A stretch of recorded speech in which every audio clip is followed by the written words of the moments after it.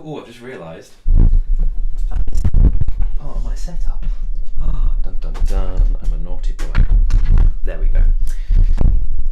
Now, hopefully, I'll be something like audible after deafening you with noise. Good evening, everybody. I'm Craig of GRG Miniatures. This is Webway weekend number 5. Oh yes, we're up to 5. Very exciting stuff. How is everyone tonight? Is there anybody out there? Yeah, how are you all doing? Are you ready to paint some elves? Talk about some elves? Have fun with some elves? Certainly hope so. Today's theme for me, as you may have guessed from the thumbnail, is Shining Spears. Yes, now you're not going to be able to see that very clearly until I swap over to the other thingamajiggy, the other camera, but that's what I'm going to be painting today. And you guys will be hopefully painting something and sharing that through the Eldar Discord Webway Weekend channel. There you go. That's what it is. I don't remember if I put that in the description this time. I don't even remember if I put anything in the description this time. I must be a very naughty boy. But good evening, Mr. Robertson. Good evening, good evening. Yeah, so I'm sure Science Pie is with us or will be with us soon. He usually posts links and all that kind of stuff. I don't know if I can. I guess I can. I don't know. I don't know where they are. So expect those coming soon. But you may already know where that is. If you're a member of our the Eldar Discord, then just have a look in there. And somewhere near the bottom in the kind of hobby subsection, modelling and hobby subsection, you'll find a Webway Weekend doohickey thingamajig.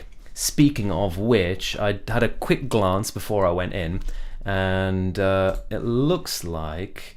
Hang on, I need to get it set up. Whoops. Number 5, Elves. Looks like this is the one I want. Okay. There are already some exciting things going on in the Discord server. So, sorry. Very unprofessional setting up as I go along. I thought I was all ready to go, and I was not. So let's have a look. What's in there already? Swippity. So that was cool, right? That was professional. Do a little schwung. I mean, I could even do something. Wow. Should we? Well, that might be fun. I've never done that before. If I add this, give me a second. We're flying by the seat of our pants. The reason a little bit why we are flying by the seat of our pants today is because I have been out all day painting, which was quite exciting. And what I've just been setting up now is, there you go, look, there's my little head. Hello. I'm going to make my little head littler, because the important thing is not my head. The important thing, there you go, is looking at these beautiful, beautiful things that people have painted. For example, this thing. Let's move that up a little bit as well, because there we go. Another transition. There you go. It's all working out fine. Yeah, so I was painting all day today. I went out to Bad Moon Cafe and painted with a new friend, let's say. A lovely chappie wanted to come and just sort of sit and paint with me and get some tips, apparently. And I said, I know nothing about painting, but I'll paint with you if you like. And we had a good time. So let's look at this. This is from Cybronx. I'm seeing a lot of names. I'm seeing names that I recognise, but I'm seeing other names that I don't recognise in here, which is interesting. I don't think I recognise Cybronx, so make yourself known if you're in the chat, and if not, that's a shame, because we're going to talk about your lovely purpley pink banshees, and gorgeous they are too. Looks like quite a nice little contrast paint job, but very nicely picked shades there, and good looking eyes actually. Yes, lovely. Bit of cyan, a little bit of magentary purple. You know it's going to work when you're in that edge of the spectrum. What we got here? Dire Avengers and some Warlocks on bikes, I'm guessing, in the back there. Looks like a little... not Warlocks, sorry, that's the Farseer on bike model, isn't it? But 2 of them Bloody hell, they're going to kick some ass. And some great texture on these. Look at these guys. I love that. Obviously, work in progress because they're still pretty muddy, I suppose. Well, I'm saying that. It's not like the base coat's bases. Just enjoy it for a dry a little bit, yeah. Yeah, lovely. Get those eyes done. Get a little bit contrasting colours on there. They're going to look gorgeous. I believe, yes, that's Gil. Good old Gil. Now, I don't know if are you with us yet, Gil. There you go. Yeah. So I don't know. Well, I'll ask him when he gets here. I've got a traditional question that I want to ask Gil when he gets here. Some more banshees. People are loving the banshees. We're going to talk about games today because I finally played a game, but we won't do it yet. We'll save that for later. It involved banshees. That's the only reason I sort of reminded myself of that there. But nice. Base coats down. Get some more paint on those mother truckers. Shooty Punchy. Good name. Shooty Punchy. And look at these guys. That is some old school head action. Look at that. Can you see my... Yeah, you can't see my mouse, can't you? That's the old... what's face... I was going to say Thunder Warriors. That's not what they are, is it? You know what I mean. Heads on there. So, and a beautiful spinner. Cool. I don't know what all that says. I don't think it's really concerns us for now. Some more basing, priming, very good. Oh, so a little bit finished over there. Very nice, very nice. Keeping it separate for ease of painting. Yeah, the bane of the Ulthway player, bone over black. There are options, but look at that for a colour scheme. Ain't that pretty? Ain't that pretty? Louis here. Hello, Louis. Oh, you can see it when I change windows, can't you? Forgot about that. Never mind. Hello, Louis. Nice to see you. Nice to see pretty colours. Nice to see. Look, see, Fish agreed. Awesome scheme, and it was. Yes, and this is nice too.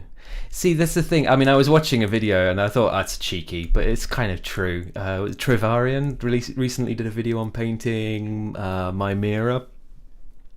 And it was like, the nice thing about Eldar is you can just pretty much pull any two or three paints off of your rack and start painting, and it'll be a good looking color scheme for Eldar. And I was like, can't argue with that. I mean, you can't. You obviously you could pick the wrong colors, but if you go pretty bold like this, it's hard to go wrong. Gorgeous, lovely, and more bloomin' banshees. All right, let's get some guardians. Very nice. Oh, this looks like, yeah, same guy with the old school heads. Loving it. And this the Geordie LaForge glasses. Yeah, not even that long ago that you could buy that model, but it's gone now. Forevermore. Some old school. We are full of. Hang on, no, these are the new ones. What am I saying? Yeah, they're the new ones. I was going to say it's old again, but it's not, is it? I love the backpacks on these. The backpacks, you know what I mean? The weapon, the holsters. So yeah, Durthu with some Dire Avengers. What's going on here? That looks like a little conversion job or something. Does anyone recognise that head? Leave a message if you do. Oh, but hang on, no, they're not. Are these conversion? Because these guys have got what's-her-faces, so I'm guessing these are some kind of because he's got a massive gun. What's going on here? Is there an explanation? Fire dragons. Okay, yeah, that's what I thought. Nice. Yeah, fire dragon conversion. So is that head like a third-party fire dragon head, maybe? The many mystery. Oh, look at this person. Nice fire avengers. I mean dragons. Yeah. That's the feels I had. Who we got here? Someone called Celtex. Who are all you people? Painting things red. Good lord, there's like, what is that? Oh, it's just the blade. Their hobby knife gone red. This maybe is that yeah, Durthu, I think, who posted this before. This texturing is really cool. I'm guessing it's kind of like a dry brushy kind of effect. But yeah, loving it. Looking good. See, this is why I need the chat in the other window, but I don't know how to do that anymore because I closed it by accident once and it never came back. So I'll have to work that out at some point tonight, maybe. Yeah, nice base coats. I'm loving the base coats, guys. I'm loving the base coats. However, I want to see some other things as well. There we go. And Will himself. Science Pie. Okay, something is working. Unlock Webway weekend. There you go. Well, that's between you guys. I'll leave that to you. Someone is posting pictures of sprues. Never mind. It's our own science pie. And Will working on some Rangers. Looking good, Capitano. Let's see what progress we make over the course of today, this evening. Yes, we're still missing Gil. It's very, very true. Hello, Mr. Simon Vickers. Do I recognise that name? I don't think I do. Oh, I've done it again. I always bloody do this. What a bloody idiot. That's what you want to see. You don't want to see how many concurrent viewers there are and how long we've been streaming and all that rubbish. What you'd like to see is my head. No, that's not true either. Yes, so what are we working on? Tell me in the comments, post it in the Webway Weekend Discord server. Science Pie's posted a link just a little bit above there. And it will continue to be posted lots and lots and lots.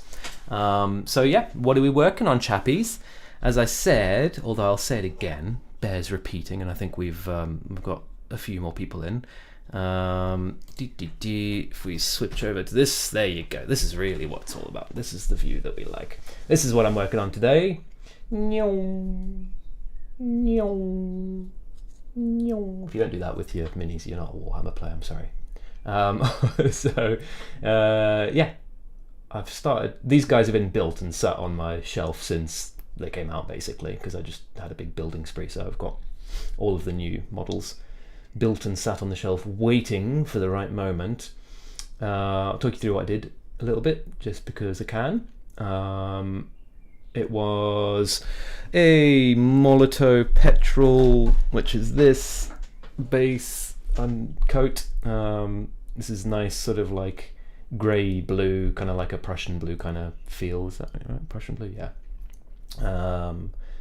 It's a lovely colour. It's one of my favourites. Someone asked in my Discord server what my recommends for like my top 5 Molotov paints are, and Petrol is definitely on the list by this paint, number 27. Molotov paints, good through the airbrush. That's the main reason I like them. Good through the airbrush. You can use them as paints, and you can also use them as underpaints, and they're generally good. There he is. Gil's here now. Hello, Gil. Very pleased you could join us. Sorry you were having... Oh, he's on his phone. Oh, God. What a nightmare. Yeah. Oh, no. That's gonna make the experience a little bit more of a pain in the bum, isn't it? Gonna make chats and that kind of stuff harder.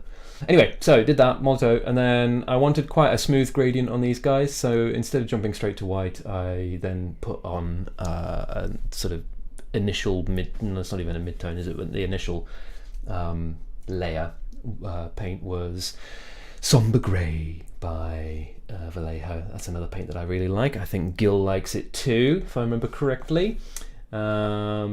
And then over the Somber Grey, just titanium white. That was all through the airbrush. That's so we get a little bit of...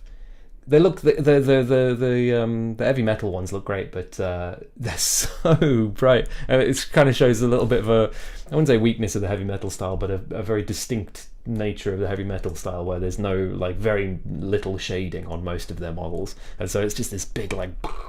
of white. And I wanted, like, a super clean look, because I think that suits the Shining Spears. But I thought... a little bit of shading would help them out a little bit, give them a bit more shape.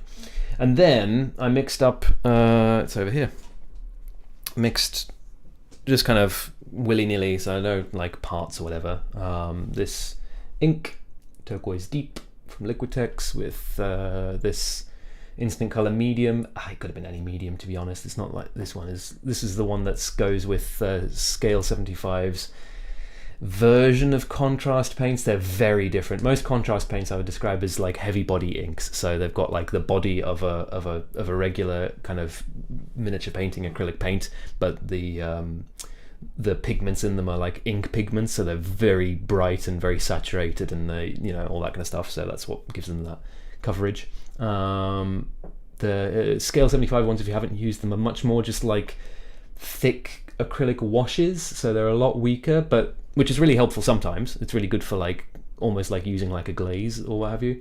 But yeah, a different proposition from Scale 75 for the contrast like paints. But anyway, this is one of the biggest bottles of medium that I have lying around that's about the right consistency for the kind of work that I wanted to do. So that's the only reason I used that. Nothing special about it. And that ink. So mixed those together, threw those on the bits that I wanted to be that kind of. It's a little greener than the box art, but I think it still looks pretty cool. Bit of a pain in the backside though, to be honest, isn't it, this stuff, because you get this kind of stuff going on. Looks okay sometimes, but you can also see we've got, you know, some tide marks there, and it's a bit meh. It's fine, but it's not, you know, not the best. And then a little bit of red. I think I used not instant color, but speed paint from those guys, Army Painter, for that one. It's just a red and orange, but yeah, nothing special there. A bit of wet blending, but you know. So, and then did that a little bit in the eyes as well. And that's where they're at. There's obviously still things to be done, and that's what we're going to be working on today. That's what I'm working on. What are you working on? Let's see if anyone has said anything in the chat about what they're working on. Me, when life, just vibing and destroying friend in a 500-point Ultramarine versus Ulthwave fight, and you just know I used Eldrad. Oh yes. Oh yes, Mr. Me when life. Me when life. Is that like I'm seeing, like, I'm imagining it's like a meme picture of like me when life, and it's just a picture of your head, because that's you when you're alive. I don't know. That's my assumption.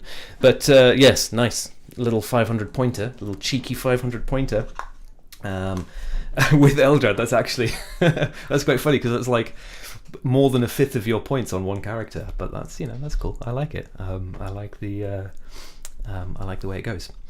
So yes, but what else are we doing? Someone's playing a 500-point game. I'm sure other people are painting things. So post them in the Discord, you crazy chaps, and also say it in the thing, so we all know what you're doing. Okay, so these Shining Spears, the plot, the theory is that we can maybe fix some of the slightly undesirable qualities of the speed paint things. But, you know, like, I mean, in my case, it was literally a heavy body ink is what I used. I added body with medium to an ink. So we can maybe fix some of the undesirableness. You know, he's a good example of, can I get in close enough? Where is it? Can you see that big ugly tide mark on his forehead? Maybe we can do something with oils. Haha, oil paints. Ba, ba, ba, ba. We haven't done oils on the live stream yet, I think, so I'm going to embarrass myself by making a big mess with oil paints. So, thank you very much, Gil.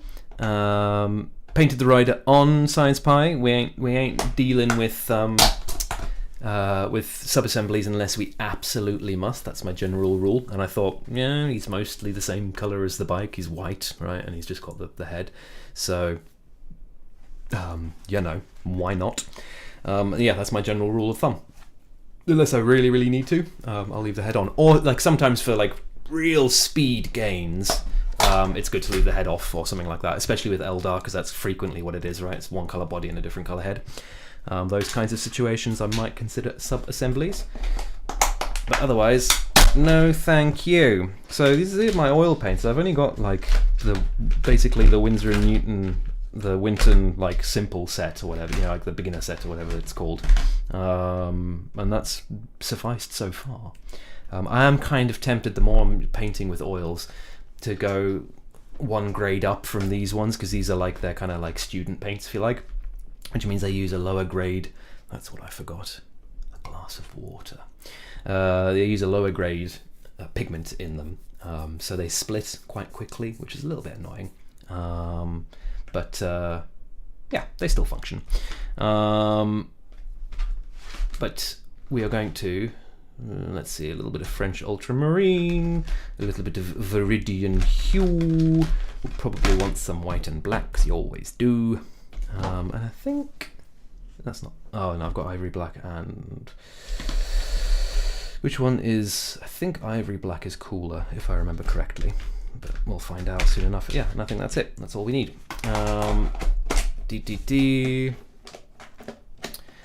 What have we got? Eldrad is king. That's fantastic. We've done all that.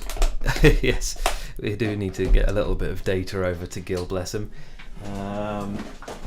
And building Shining Spears into an Autarch Skyrunner. Ah, okay, nice. I like it.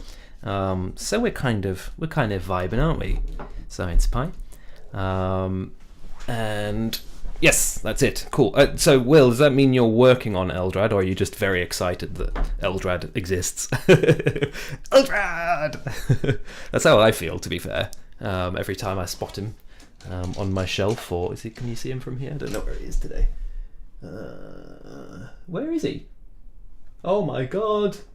I've lost Eldrad. I actually genuinely can't see him, which is weird because he's a bloody Mahusiv model, the one I've done with him. That's strange. I might have to go hunting for him in a bit. Brushes for oil paints come from my crappy brush set, because I find, anyway, that oil paints chew through brushes. I think it's the mineral spirits really that does it, but don't I have a smaller brush for doing that kind of stuff with? It was it was a Squidmar brush that I decided. Nice brush, mate, but not as nice as some other ones, so you get moved over to the oil side of things, but that's probably more the science we want. There's the Discord link from Mr. Science Pie for you fine chappos and perhaps chapettes, although judging by my YouTube statistics, chance of being chapettes is low. To have a little click on and post what you're working, what you're doing. Snap a pic with your phone and throw it up there, guys. Just do it. Just do it. And the last thing I need for painting with oils, not the last thing, the next thing, some mineral spirits, or white spirits, or turpentine, but I think actually mineral spirits are a turpentine alternative, aren't they? I think. They don't know anything about chemistry or chemicals. And beep beep beep beep beep beep beep beep beep beep beep beep beep beep, some paper. That's the other thing I need. Excited for Eldrad. Release the meteors! Oh, I so wanted to release the meteors. But I just didn't get it together because... So, what I'm talking about is the very first game I played with the new codex was, I don't know, 2 weeks ago, I want to say? When was James here? Yeah, it was mint. I really enjoyed it. Didn't release the meteors because I had, what do you call it when there's too many new rules that you're trying to remember all at once, whatever that's called. Brain freeze from oversaturation with rules. That's fine. It's my first go with the new codex. That was going to happen, wasn't it? I don't think it's because it's necessarily a complicated codex. I don't know. When they released that new, I don't play them, but I checked it out on Community, on Warhammer Community. Ooh, I'm already getting paint all over myself. When they released the new Genestealer Cults thing, God, that one seemed like a bloody mare of a codex. Is that just me? It seemed like all sorts of unreasonably complicated rules. But the Eldar one seems all right. It's just a million and one what do you call them? Strats to remember. And I mean I didn't even mix or anything. It was pure Craft Worlds list and all that. Louis is trying to work out what to work on. Well, work it out, mate. Work it out. Let's get going. Paint some Eldar. Hey, nice that you are home. Oh, that's fine. Yeah. I should mention that now, shouldn't I? So we've been going usually till 11, but we decided, me and the old pie had a little chatty and thought maybe we should just go till 10, half 10, depending on how things are going, because by the time it gets to about 10, half 10, my brain is usually a bit fried because I've been talking non-stop for 3 hours, or 2.5 hours in that case. And two, seems like most of our viewers are in Europe, and it's getting late, It's getting late. People have got things to do on a Sunday. So we're going to go probably, till 10 or half 10 if things are good today, and see how that goes. Because it's probably a slightly better way of doing things. If you absolutely despise that idea and you insist that we go to 11 o'clock, speak to the management. That's what I'll say. So what I'm doing here is I'm mixing up a little bit green, a little bit blue. I'm doing that because these guys have got greeny blue heads, and I want to I don't want to change the colour of it particularly. I might want to move it a little bit further into the blue, so I'll make a fairly bluish green. And putting in mineral spirits instead of water to thin it down. Should we do story time again? I actually quite like doing story time. How do people feel about story time? So because I'm responding to Louis' comment there about listening to my voice. I like reading stories. It takes me back to a period in my life. Takes me back when I lived in Japan. I think I told you guys this at some point, but I did voice work for a little while, like voiceovers, and I was in some like equivalents of radio dramas. Let's say I played Hamlet. That was fun, it reminds me of doing all that stuff, which I really enjoyed. So if you want story time, I'm more than happy to do story time. And there's lots of stories still to tell. Them codexes, I've got 2 of them because I never bought the 8th Ed one because I was a naughty boy and I got a PDF online. Because I thought there'd be a new one coming out soon. So then, like 2 years later. There's still plenty of stories. I've got the olden times codex. I've got the 2nd Ed codex, and I've got the latest codex ready to go. So we haven't done any of the actual fiction from it, actually. I think we've just been reading about units and that kind of stuff. So maybe we can do a little story, although maybe the stories are a bit long. I don't know. Let's see how the evening goes. The night is young, my friends. The night is young. I might have to mute myself and scream at my husband in a minute to bring me a glass of water, because clearly today I was a very naughty boy and have come slightly less prepared than I should be. We'll see how it goes. More chats going on. Got to get my finger out while painting. Been 18 months due to illness. So I'm sorry to hear that, old dear. I think I posted a whip banshee on the Reddit. Okay. It might have been autoed through to the Discord, but we'll have a look in a second. Do you know? Well, I suppose if you posted it to Reddit, you wouldn't know what your Discord name is, would you? Because you might not even have one. Louis happy with story time, I'm assuming that means. Yeah. Post them on the Discord. There's a link. Science Pie provides the links. That's where you want to post them. All right. Yes, as per usual. It takes me a little longer to do things when it's like I'm like the opposite of my gran, I suppose. Maybe my gran, who is a lovely, crazy lady. She was born in Holland and then moved to South Africa when she was young and was thrown into Afrikaans school. That's a language spoken by the descendants of Dutch settlers in South Africa, if you've never heard of it. So it's very similar to Dutch, but it's different. So she was thrown into Afrikaans school because they thought, well, that's close enough to Dutch, she'll be all right. And then when she was 16 or something, she got moved to an English school. So what I'm saying is her language situation was messed up. She had 3 languages going on in her brain. So she insisted that she absolutely had to use her hands whilst she talked, otherwise she wouldn't be able to get it out. And she used to play a trick on me when I was a little kid, and I believed her. She said she would be talking, she'd say, "Okay, I'm going to talk, and then you hold my hands and you'll see." And then as soon as I held her hands, she'd be like, "Blah, blah, blah, blah, blah, blah, blah, I can't talk," kind of thing. Anyway, I seem to be the opposite of that. I'm either talking or I'm moving my hands.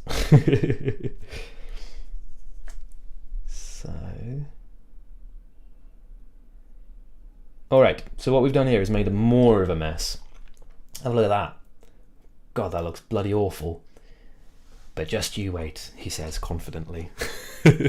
We'll see. We'll see if we can get it working.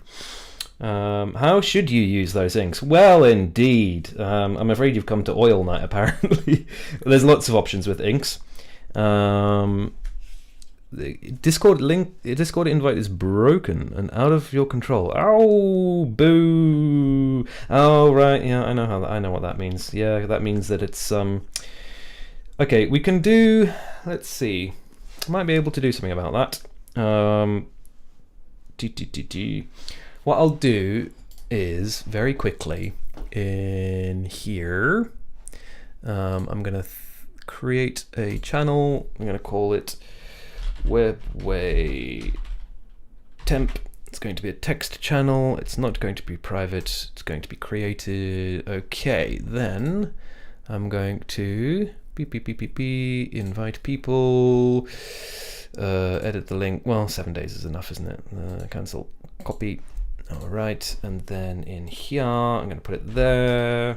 Push. All right, there's a temporary Webway Discord link. I'll check both. So if you can't get into the Eldar Discord Webway, then you can use that link instead. Yeah, then hopefully, and like I said, I'll check both, and then we can make sure that everyone can post their thingamajigs. Because wouldn't it be sad if they couldn't? I mean, I don't know if we've got. I don't know if we have people here. If you've used the link once before, you can definitely get in. You just have to go to the Eldar Discord again, because you have been invited. That's all you need to do. So that the link I just posted will only be if there's people in here who have never posted anything to or been into the Eldar Discord. So it might be superfluous to necessity, but hopefully not. I mean, hopefully it is actually, because then we can keep everything nice and neat and in one place. But it's there if you need it. Bum, bum, bum. It's all a secret ploy to get you onto my Discord server where I can ... I don't really know. Get to know you. Actually, I was very kind of Discord ambiguous, let's say. But then I started my YouTube channel, and I was reading about doing videos, because I want. This is such a weird thing to talk about, because I always feel like it's very like, look at me, but it's not how I feel about my videos. My videos I just release because it's fun for me to do, and I wanted to do it properly. I wanted to get it right, so I was reading about it, and there's lots of like how to make your thumbnails appealing and all that malarkey, which I'm not very interested in, to be honest. Seems a bit kind of, I don't know. Anyway, it's whatever. People do it and people enjoy it. I just don't want to stick my face doing this in the corner of every thumbnail. But the Discord thing, I was like, oh, I'll try, and I was very ambiguous about it. But it's actually mint. I'm in there now basically every day, speaking to these very cool people. For example, Will Miller, who's with us tonight. Hi, Will. Having a good time. So yeah, it's fun.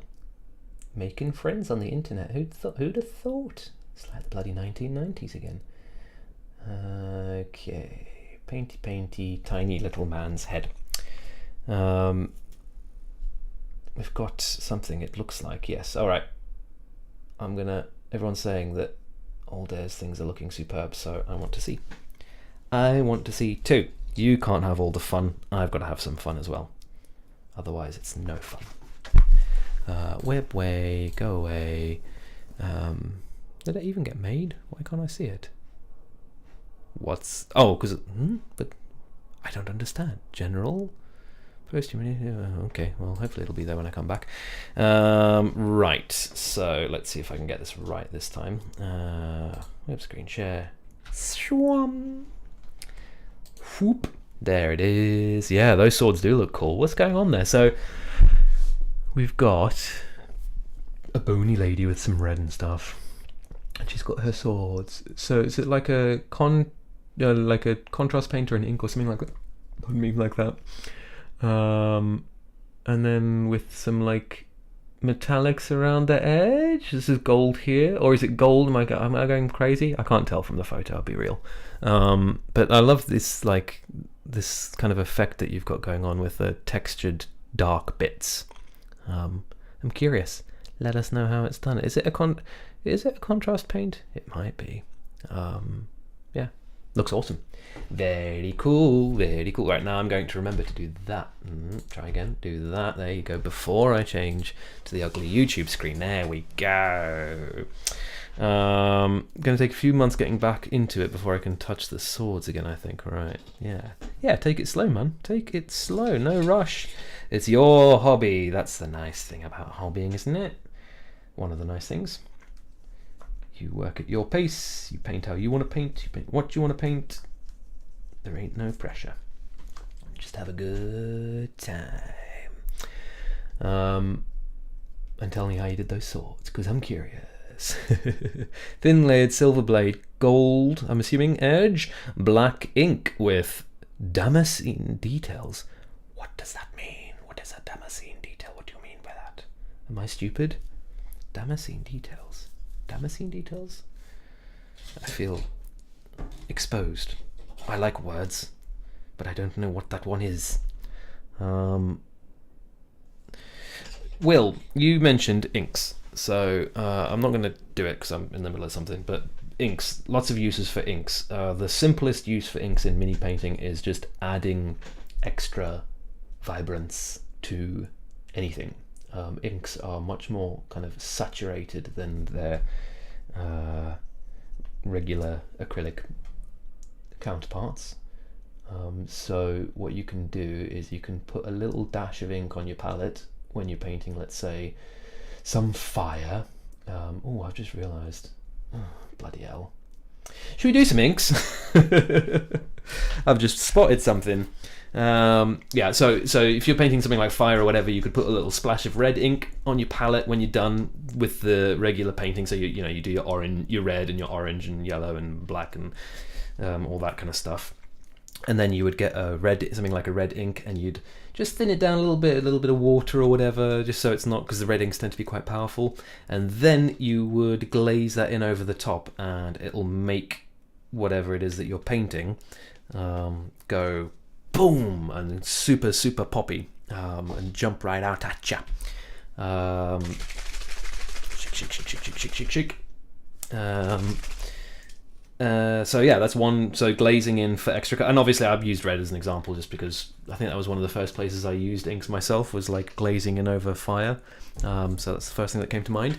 But whatever you want, glaze it over any old colour. What inks have you got? If you just want to make things vibrant. If you have an airbrush, of course, inks are almost a kind of must-have, to be honest, because they go straight into the airbrush without having to dilute them or futz with them like you would with a regular paint. Let me get a link of what Damascene is. Yes, please do. Yeah, so, and then, I mean, the sky's the limit with inks in an airbrush. You just, go crazy. Put it in there and spray it on stuff. Changes the colour of things. All of the underpainting series, which I know you'll know, Will, that's everything that I do over, like, the colour that goes over the top at the end is always inks in that whole series, because they have the vibrancy and what have you, and they're easier to use. Or you can use them like I'm using here. So I've got a little bit of acrylic medium over here, and I've got a bit of turquoise ink, and I've mixed them together just to give the ink a little bit more body, and I've basically made a contrast paint.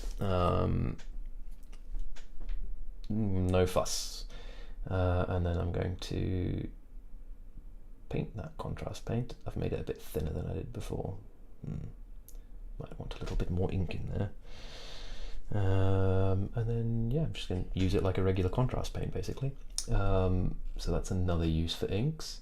You can also mix them for the same kind of vibrancy thing that I was talking about. You can mix them directly into your acrylic paints, because any two acrylic things should go together, no problem. I mean, I'll say the caveat that I have not tried to mix every single acrylic style paint with every single other acrylic style paint, so you know, if you do something and it doesn't work, don't blame me. But certainly basically any hobby paint will mix with any acrylic ink, and so you will get thinner paint but with more vibrancy, which is sometimes something that you want. You'll notice that I'm talking a lot about vibrancy. That's really the kicker with inks, I find. Whatever it is you're doing. Oh, that's not water. That was close. It's probably, if you're picking up an ink thing, it's because you want to get vibrant. What about other things? Who knows other uses for inks in miniature painting? I use them fairly extensively, but it's like I say, it's mostly because they just are a dream through the airbrush and I don't have to think about things. But yeah, I'm sure there are other things you can do with them.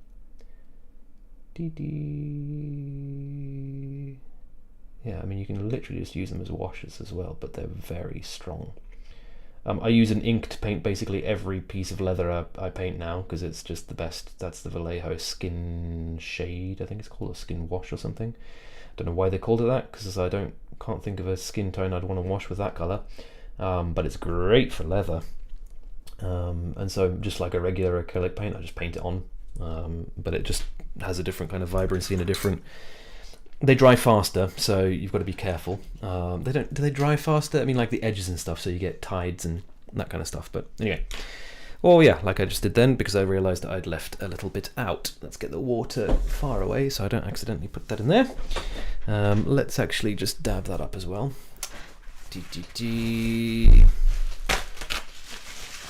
Yeah. Oh yeah. So yeah. So you can. I've been talking all about transparent inks for the kinds of things that I was mentioning. That's generally what you want to do. But opaque inks like titanium white are, as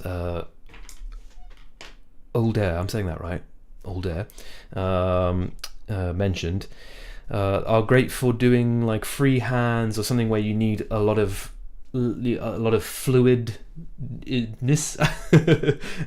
and a lot of coverage. So yep, that's another fab use of inks. They are a different beast though. You have to. I wouldn't jump straight into trying to freehand with an ink unless it's a model that you don't really care about, because it can be it's a different vibe getting used to the liquidiness of them. So yeah, talking all about painting and not Eldar. This is what I do every time, and then it gets to the end of the stream and I'm like, Craig, it's not a painting stream, it's an Eldar stream, so I'm sorry. But you know, painting's my main jam. So what about games? As I said, I played a game and it was ace. I played with my mate James, who's been in here before. You've all heard me talk about James. It's James's fault that I'm here, because he's the one who got me back into the hobby. Yeah,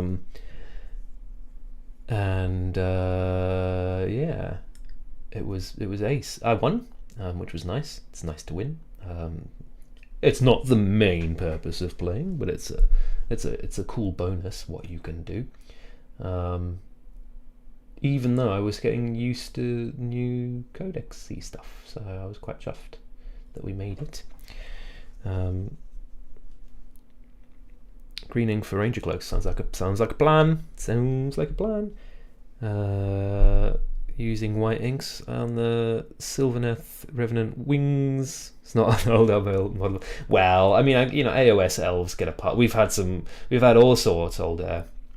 So we've had even some rather senior people from the subreddit itself posting like bloody Imperial Fist stuff before. So we can probably forgive the odd Sigmar elf, I'm sure, if it's in other ways relevant. So,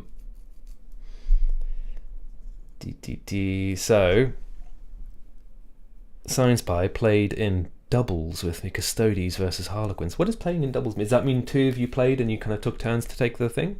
I don't know. Never done that. Sounds cool. I don't have enough friends to do that.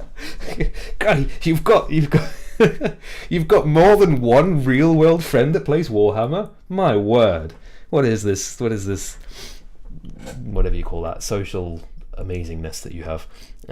So doubles with Custodes Harlequins the other night, and it was soul crushing. Oh no! On top of Harlequins being insane to fight against, I've never rolled worse in my life. Oh, hang on, wait. Custodes versus Harlequins, but you weren't playing the Harlequins. Is that what you're saying? Harlequins being insane to fight against. Oh my god.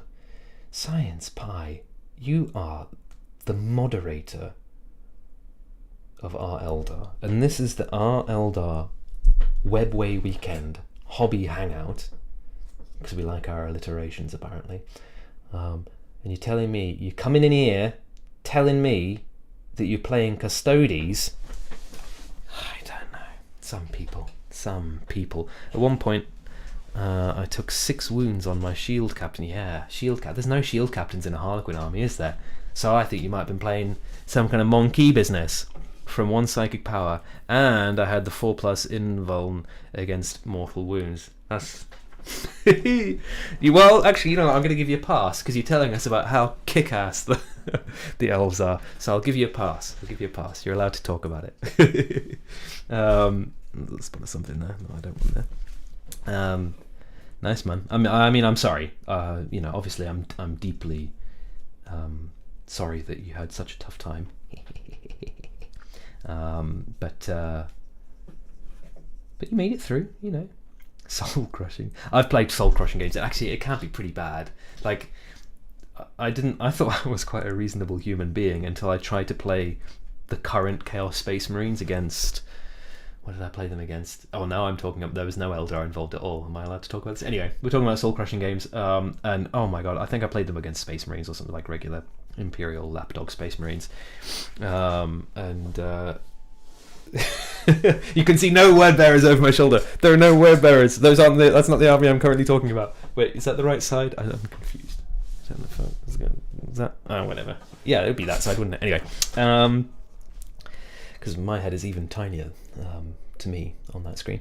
Anyway, and oh my god, it was soul crushing. And I was just like, at one point, I even said, whilst I was taking models off, and I felt really bad for James, who I was obviously playing against, because I only ever play against James. I just said under my breath, what is the point? Meaning, what's the point of me playing this fucking game? Because, it was soul-crushing. Absolutely soul-crushing. But I'm glad to hear that the elves did well. Webway weekend exposed. Yes, literal agents of chaos, yeah. Well, you know. At least they're not Imperium. Which is, you know, the actual bad guy. Let's be real. Chaos is just misunderstood. Anyway, let's not talk about chaos. Actually, and the elves hate chaos as well. So for the purposes of my Eldar self, yes, chaos, evil, terrible. Get them off my shelf. What are they doing there? Went home turn 3. Yeah. I think I conceded turn 3 on that game. Yeah. It you know, well, people like to romanticize the hobby and stuff because we're all in our 30s or above. Well, most of us are, I suspect. And you know, we like to have dad thoughts about, you know, deep, profound dad thoughts about things at this age. But Warhammer is quite good for teaching you about yourself because like I say, I thought I was quite a good sport, and then I played some games and it was just horrible, and I realized I was being a bad competitor, and I was not letting my friend enjoy his wins because I was getting so frustrated because I was playing old codices and he had new codices, and I had to take a break from games for a little while and go, Craig Russell, what are you doing? This is a game. Just have fun. Losing is as fun as winning in the game of Warhammer 40,000. And I think I'm a bit better now. It is annoying though. Oh, hang on, I hear footsteps. Isaku? ちょっと水を取ってくれる? ごめんね。There we go. I've placed my order for water. Yeah, so that was bad Japanese actually. Mizu o toru hindus. So yes, Wildberry's Exodite faction. Yeah, quite. Yeah. Anyway, sorry, playing games. So my game was also a very nice time for the elves, much like Science Buy's game. It was arigato. Thank you. There's my water. Bosh. Yeah, they just did really well. They were like, it was a pretty even game as well. Actually, it wasn't. I didn't like just wipe the floor. He was playing Blood Angels. I didn't just like wipe the floor with him. Why do I have this? That's why. So yeah. Hang on, let me catch up with chat because there's all sorts of things being seen. Well, Gil, no, actually, that's what I was going to say. I was going to make the joke and ask you what paint you painted your miniatures with, but it's not jade green, I'm afraid. Though it isn't that jade green. It's if in case you'd missed it, it's this. It's turquoise ink, Turquoise Deep by Liquitex. But it's a jade green. Pardon me. It's a green of a jade hue. Let's say that much. Where is that water? I need it. I need it in my gullet.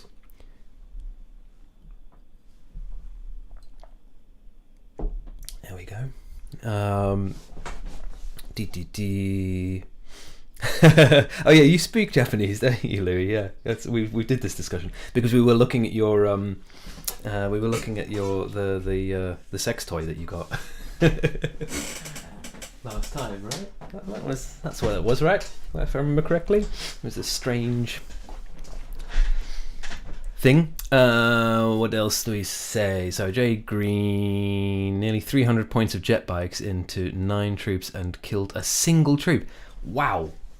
But is this before the rebalance? Because didn't the Harlequins get rebalanced? Because like they were like crazy nuts, and then yeah. Well, I'm sorry to hear that, mate. That is a bit nuts. Like 300 points of Custodes jet bikes into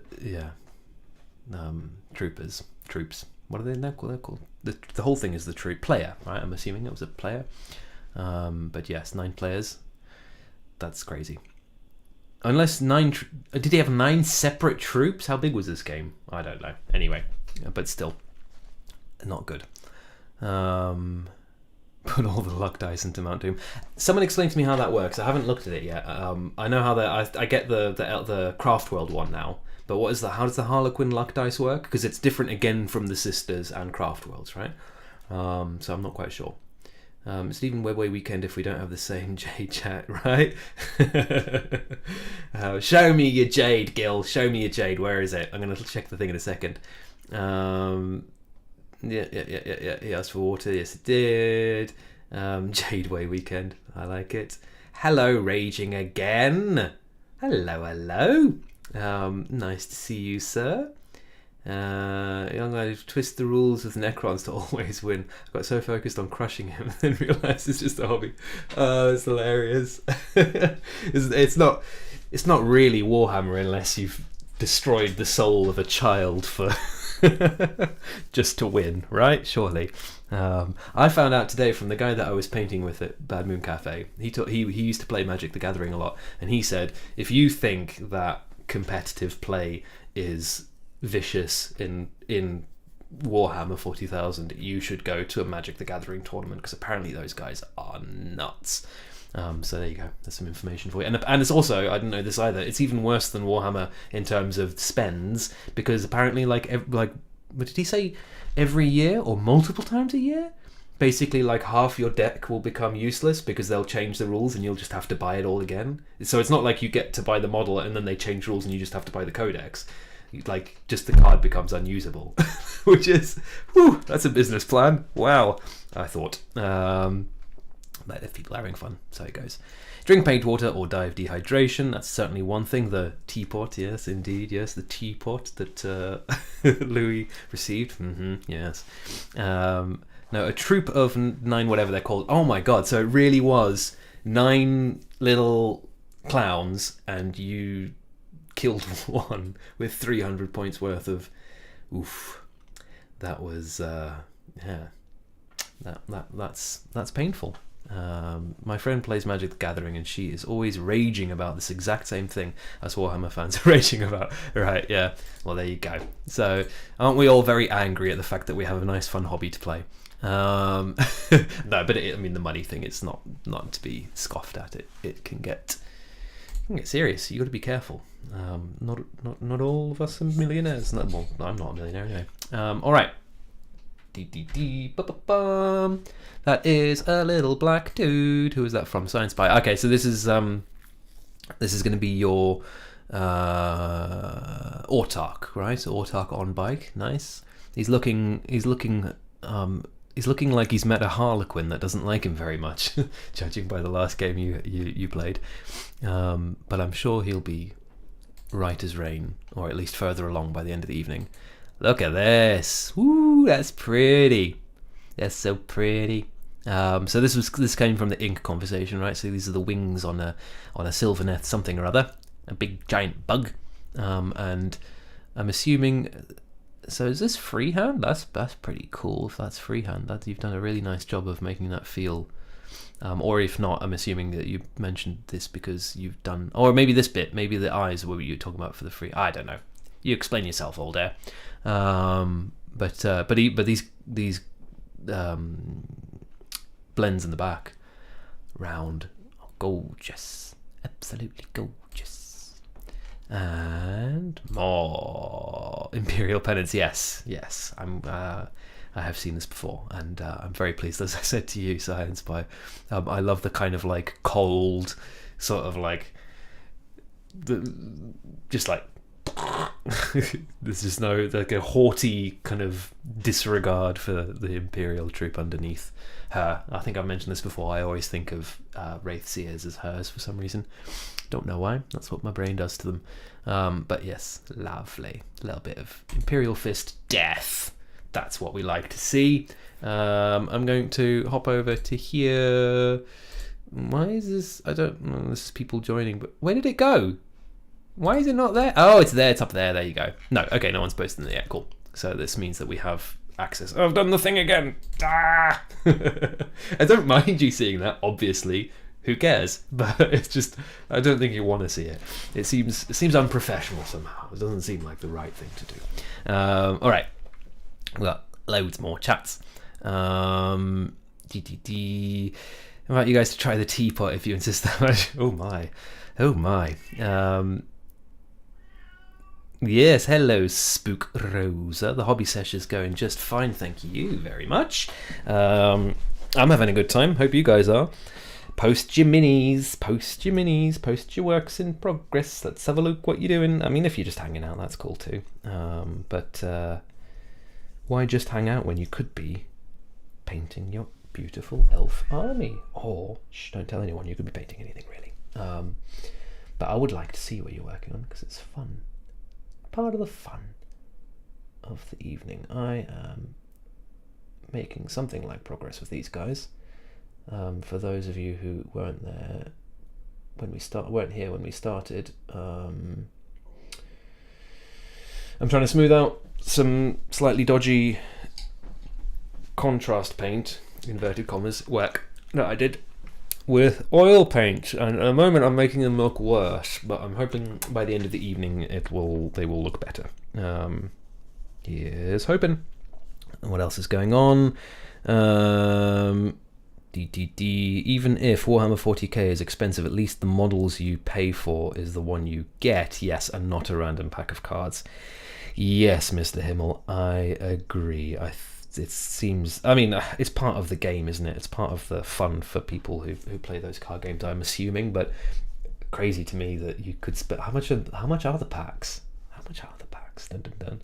And you might just get like a whole bunch of stuff that you already have and don't need, and then you trade and you sell and all that kind of stuff, but still, Ooh, no, I like my and also I just like minis. That's what I'm here for. I like these tiny little soldiers. They're just fun, aren't they? They're just fun, and the lore and the games, but not for the random chance. Competitive Magic the Gathering is brutal. I've moved it to 40k as it's cheap compared. I just find it nuts that there's a nerd hobby that's more expensive than Warhammer 40,000. Oh my god, crazy. Oh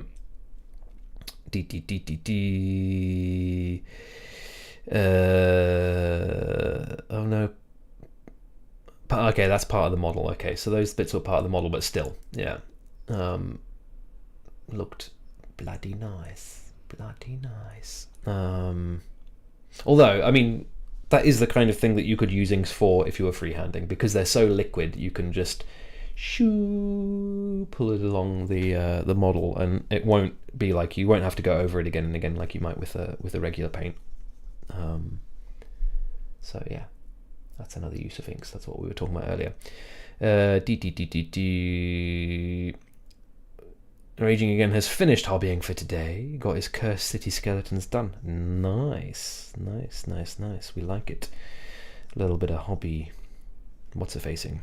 I want to see those, but I suppose we should probably draw the line at skeletons. There are other places you can post them where I'll see them. Right, Raging Again. We went to the, I'm not going crazy, right? I'm looking at, yeah. So we went to the Marco Frassoni workshop together. I'm gonna be real with you here, Raging. I don't have a connection between your face and your internet name. So I don't know who you are. I mean, I know you. I've met you in real life, but I don't know which of the people at the workshop you are. So if there's some kind of way you can make me aware of that, so I can put I can match the two identities, that would please me greatly.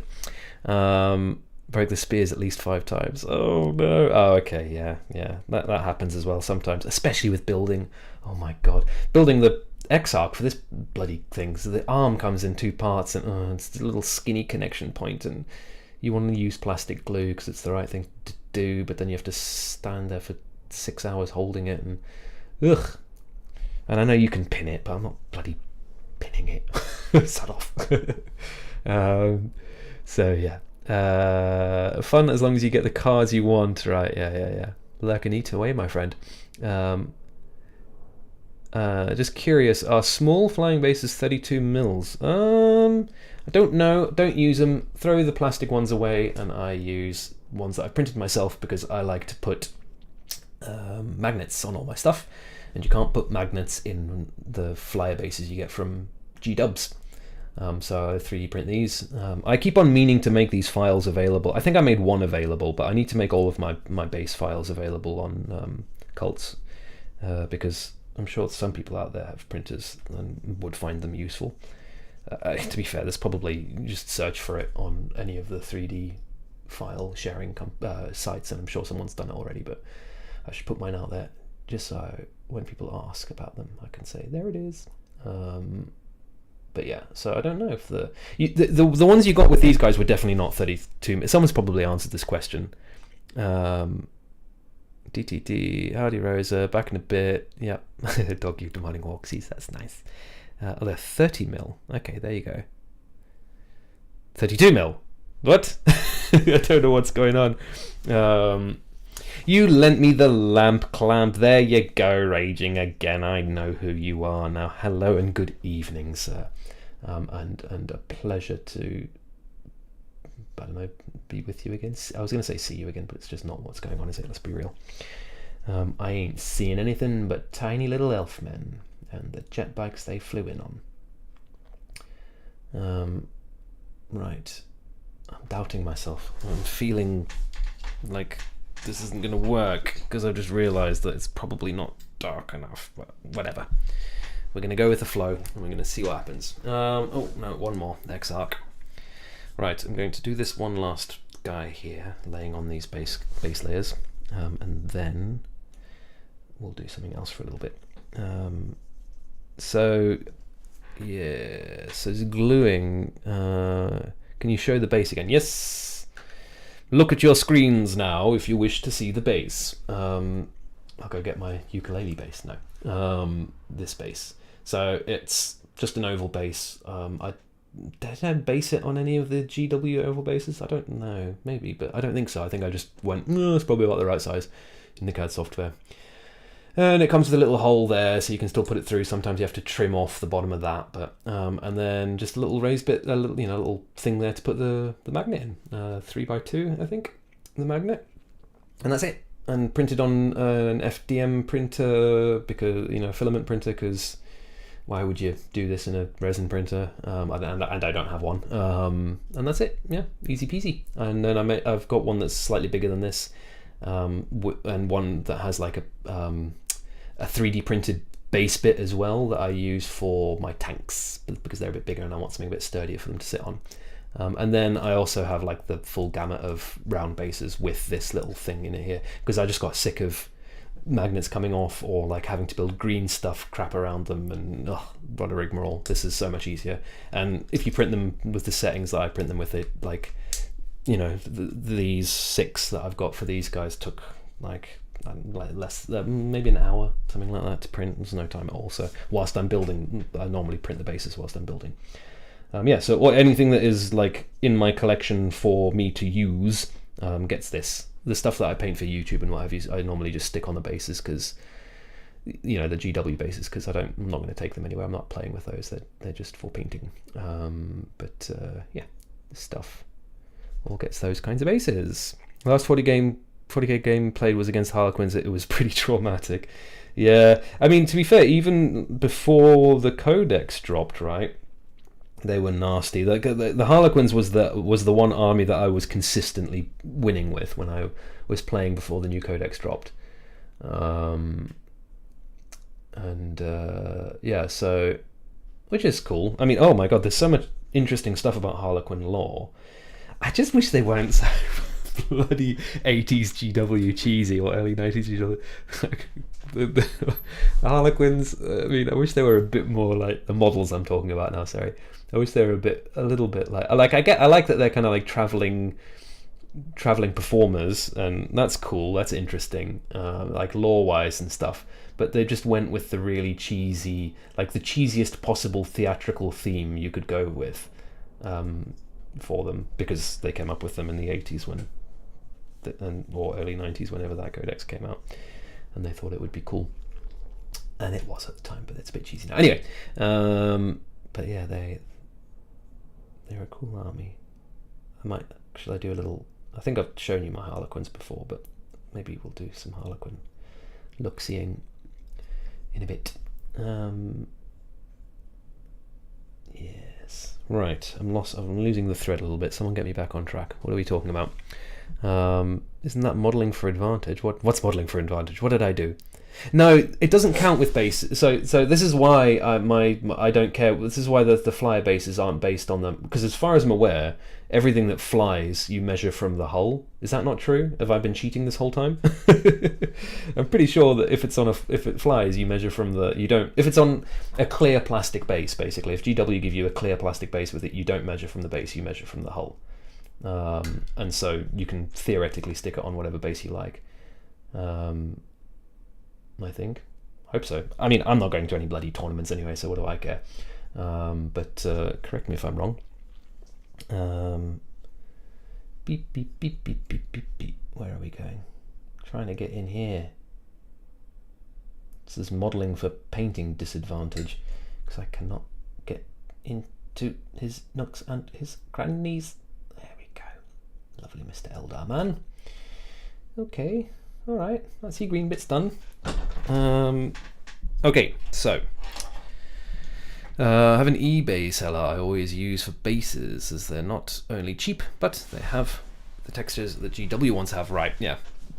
That's the one kind of slight sort of difficult thing with printing them, is you do start with a completely smooth base, but I'm always putting a whole bunch of jazz and jimmies on my bases. Maybe we'll look at basing later Hey, Science Pie.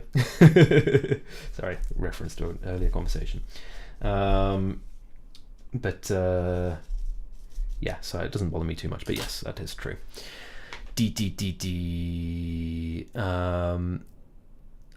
Where are we going? So, last week they play eBay seller, still saw from the Harlequins, bless you. It's like they play a completely different game from the rest of us. Is that the Harlequins, right? Yeah, I don't know. I haven't checked them out in the new codex, like I say, but yeah, even from the old codex, they're just brutal. They're super fast. They've got loads of good synergies, and then it was the fusion guns, right? In the old codex, the fusion guns were just absolute monsters, and just chew up everything. So that's what I remember from playing with Harlequins. And what else are we saying? While the Harlequins have some amazing models, painting all those diamonds is annoying. Okay, well, I will show you my Harlequins. I mean, if you want to do a traditional paint job, then it's no point, but I think there are other things you can do with Harlequins that I like. Anyone else hobbying? Everyone else is hobbying. Surely, that's what I'm expecting anyway. Building and sniffing glue, good on you. That's why we're really in the hobby, right? So we can all get high off glue fumes. On the other side of the room. Oh no, so far away. Not gluing the rider on. I'm a maniac. Well, I don't know. It's working so far. I do, admittedly, I leave it off. Like I left off the riders when I did the what are they called? The shadow? No, what are they? The snipers on bikes, those guys, whatever they're called. Yeah, sometimes I will leave it off, but like I say, these guys, and in your case, you're painting it as an autarch, right? So maybe the guy himself will be a different color. If that's the case, then yeah, I'll leave it off. But in this case, they're white armored chappies on white bikes. So I thought, what's the point? And as YouTube's finest painting instructor, Marco Frassoni, always says, if you can see it with your eyes, you can reach it with a brush. What we're going to do is take a look at some... Oh, I've got to get this guy down, so I'll show you this travesty. Can't believe I did this. The reason I haven't painted my own... I painted an avatar of Cain on a commission job. The reason I haven't painted my own yet, I'm super excited to, obviously, because it's the Avatar of Cain, which is like one of the best things in Warhammer 40,000 ever, is I put them together, and this is the build I chose, because I thought we'll go a little bit different, we'll do a spear, but I've got to do the traditional head. I mean, all the heads are cool, but I just felt like I should do the traditional head. That's the way to do it. So I did his big silly bunny ears head, with everyone's favourite 41st millennium's favourite hairdo. The top knot. Anyway, and then I glued it together, and it went together okay. It's a good model in the sense that most of the seams are hidden and all that kind of stuff. So I was happy with that. And I was looking at him, and I was like, something feels off. Something doesn't feel quite right. And then I realised I somehow managed to get the hand on it at a really weird bloody angle. So he now has gravity-defying blood. And I mean, you could say, oh, he's like swinging his hand out, but it just doesn't look right. And I was so annoyed. I was so excited about painting the model, and I've glued it with plastic glue, so it's not just like jimmy it off and like snap it off or whatever, like you would with super glue. I'm gonna have to like cut that off and reposition it and then refill it with green stuff, and so that's why I haven't painted this guy yet. I think Gil, you are asking about it. Shroud Runners are the snipers on the bike, thank you. So yeah, boo. I'm sad about that. It's just another step, right? And I don't like building as it is. And now I've got to do like a kind of fairly complicated building thing and resculpting and stuff. It's a barrier. It's a barrier to getting him done. So unfortunately, he's been relegated to sit on the shelf for a little while, unfortunately. I wish I was OCD with assembly. I wish I could get into it. I wish I could find the right brain space. But I hate assembly. If you ever commission me, you will absolutely get a discount if you send the models built. I'll tell you that much, because I don't like building. It's not my favourite part of the hobby by any stretch of the imagination. Alright, elves. More elves. This time, Murder Clown elves. Schwamp. Oh, God. And, I don't know, oh, the bikes. Oh, God, it's all down there. This will be interesting. So what I'll do is I'll just grab one from there. Okay. So I'm not massively happy with the bases on these. I was trying out an idea for snow and it didn't quite go to plan, but I went with it anyway because the idea with these was I was like, I'm sick of playing. This is pre 9th ed codex, pre our new codex, and I was playing with my mate James a lot, and I was playing with my Craft World Eldar a lot, and I was losing a lot. And I was like, I'm sick of losing. What's an elf that can win? So I bought. I just basically did a very naughty thing, financially naughty thing, and I just bought an army, which is not normally what I would do. But I was like, there's like 4 choices or whatever with these guys. It's not like I'm going to be humming and hawing about what I want to buy, because the options are all there. So I went on to Element Game. I got a nice little pack of like things, you know, like discounted and bunched together and what have you. And I just I bought an army, and a big box of plastic men arrived, and I built them all. And I did everything all at once. That's why the bases, I just did it all at once. So, and then afterwards I was like, nah, it's not quite right. But and I painted it. It was like less than a week to paint these. The whole army. I mean, just like, I don't know, 2,000 and a bit points probably altogether. This is obviously not all of it. But the reason it went so fast is because I just used a very like kind of cheaty speed painting way of doing it. So this is what the troops look like, sort of. There's one of them anyway. Let's pick another one, because the idea is that pay to win. Exactly. That's exactly what I did. I'm not even going to lie. That's what I did. I had a little bit more disposable income than I do at the time, because it was pre-COVID, and I was like, sod it, I'm buying a whole army. There you go. That's another guy. And it's not really the kind of paint job that I would normally go for, because I'm not normally like an effects guy, but so that's what he looks like. Have I got any characters here? I've got all the characters here. I was really happy with the shadows here, actually. I quite like the way she turned out. Another one that I just call a she for some reason. They. We shouldn't gender any of them, should we? Yeah, that's her. I've got a video on this actually, so if you're really interested in how to paint them, you can go check out the video. But basically, what it is spray and black, zenithal with what do you call it? Zenithal with a metallic, right? A metallic paint. This is all through the airbrush. So, and then pick the 3 print primary colors: cyan, magenta, yellow. Cyan, magenta, yeah, CMY. And spray them on, trying to get interesting blends and what have you. It's easiest to see. On here. Wow, that's dusty. These guys haven't seen a table in a while. But so you can see here, I've sprayed some magenta in the middle here and some yellow, and they blend to red because that's how it works. That's how printing works. And then we've got some more yellow over here that's blending to a sort of green color in there with the cyan over the middle there.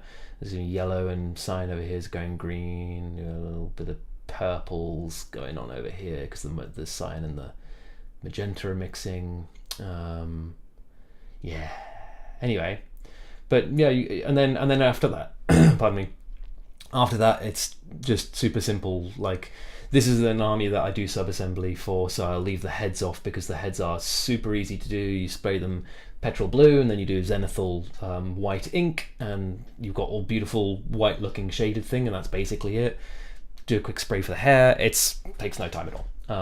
If you've got an airbrush. This is one of those ones where, like, most of the time, you know, I'll say, no, if you spend enough time, you can do anything with a brush that you can do with an airbrush.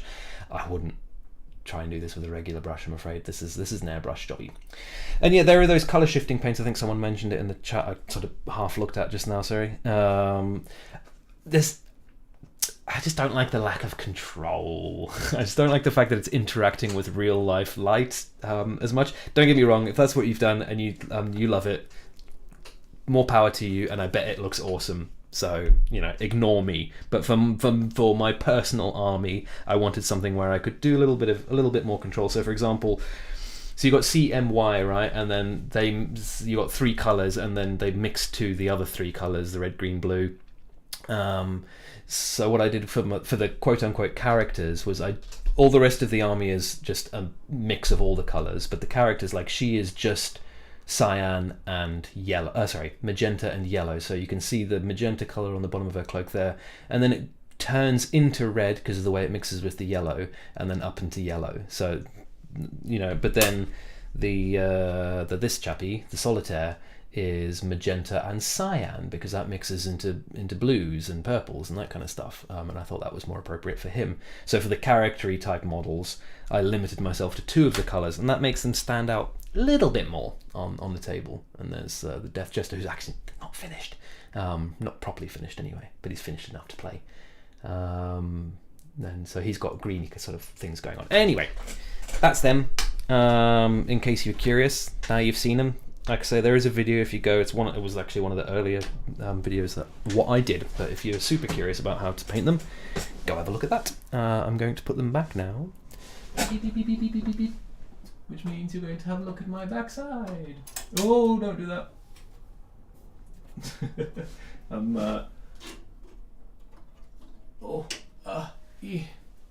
trying my best.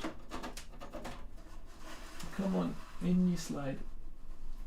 And there we go. All right. And I'm back. So, what are we reading? Yeah, do something with the base, Louis. I did spot that. Sorry, I thought about that, and but I mean, I played with angles, and whatever I did with him, he didn't look natural. Maybe I can do. Maybe that's something. Yeah, I think that the most expedient thing to do would be to saw off his arm and change the angle on it, and then glue it back on and resculpt it. But maybe I should see this as a sign and do something like. I mean, he could be. Let's have a look at him again. If he's standing like that, he could be like holding some part of a space marine, and then the rest, and the space marine is like. So what I'm saying is he's ripped off the Space Marine's head or something, and that's why the blood is at this angle here.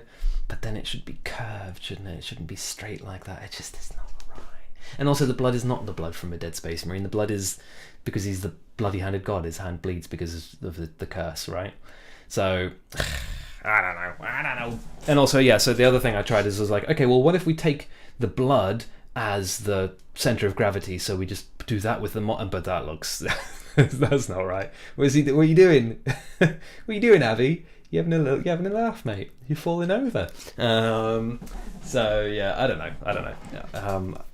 Please, more ideas if you've got them. But we'll see. We'll see what we can think of. Am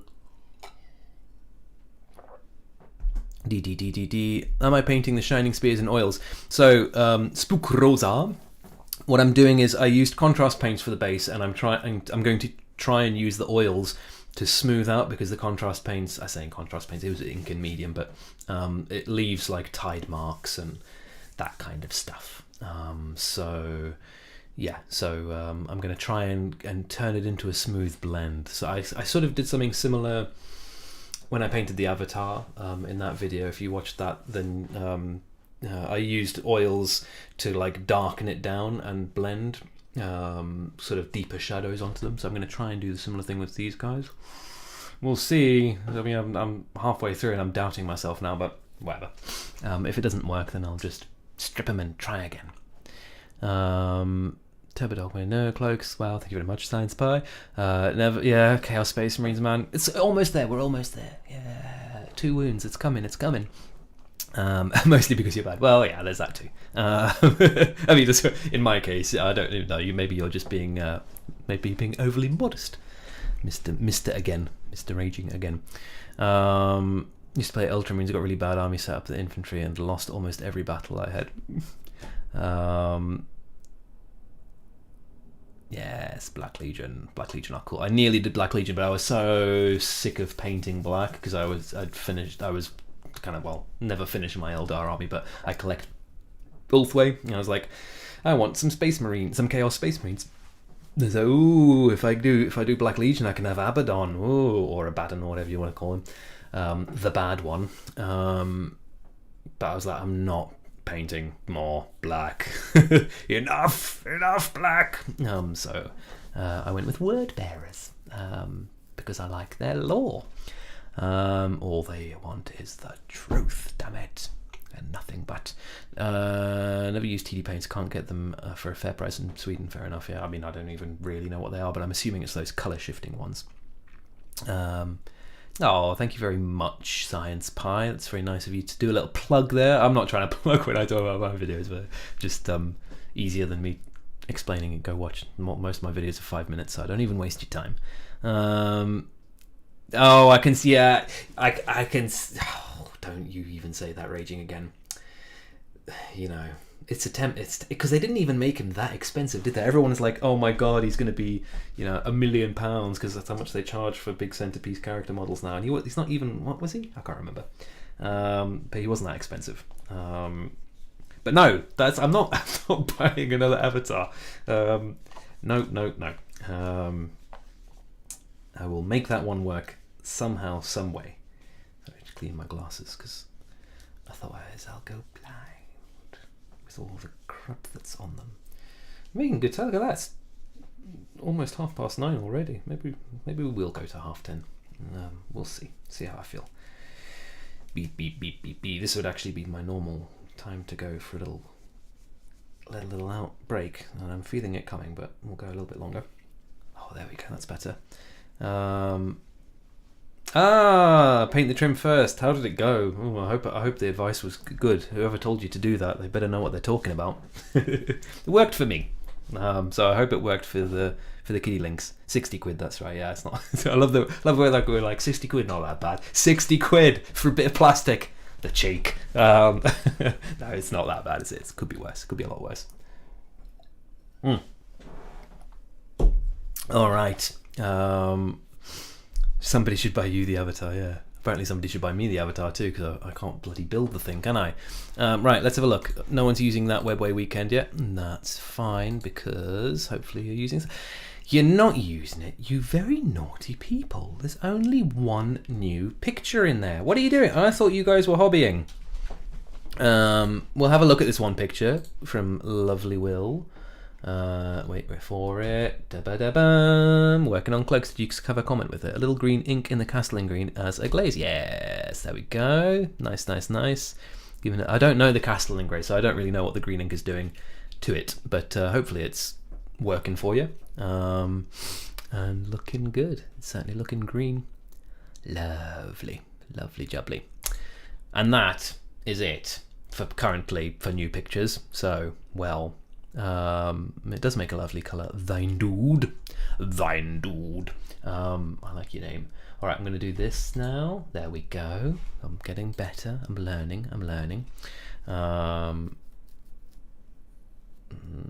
Do the trim first. I'll post something. Do it. All your minis and oils. So you're an all oils kind of a person, Rosa. Spook Rosa. Yeah, I'm not quite at the all. I've painted some things in all oils, and I do enjoy them. But there are some things that I still feel like, oh, give me an acrylic paint when I paint with oils. I find it very difficult to get satisfying detail work and that sort of thing done. Yeah, 600 quid for a Phantom Titan. Yes, well, ain't no one buying one of them anytime soon. Well, I'm not buying one of them anytime soon. Right, said Fred. Still just a grey jetpack, so I haven't bothered. Fair enough. Yeah, we don't necessarily need loads of grey plastic, so you know, give us one post of what you're working on if you're working on grey plastic. But so what am I doing? I want to try and I just kind of want to try and blend this out a little bit. Is this the smallest one I've got here? See, this is why I was suddenly doubting myself, because I realised that two things. that I've done here. One, I should have gone darker, much darker, with the colour here, because I'm going to be lifting a lot of it up, and the whole idea was to make it dark. And two, although oils are one of the nice things about oils is that they're kind of deletable, and you can remove them like I'm doing here. Because I'm working on a pure white here, I mean it's not pure white, but it's pretty close.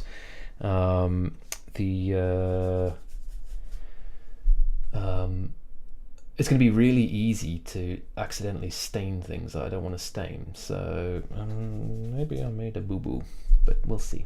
We'll see.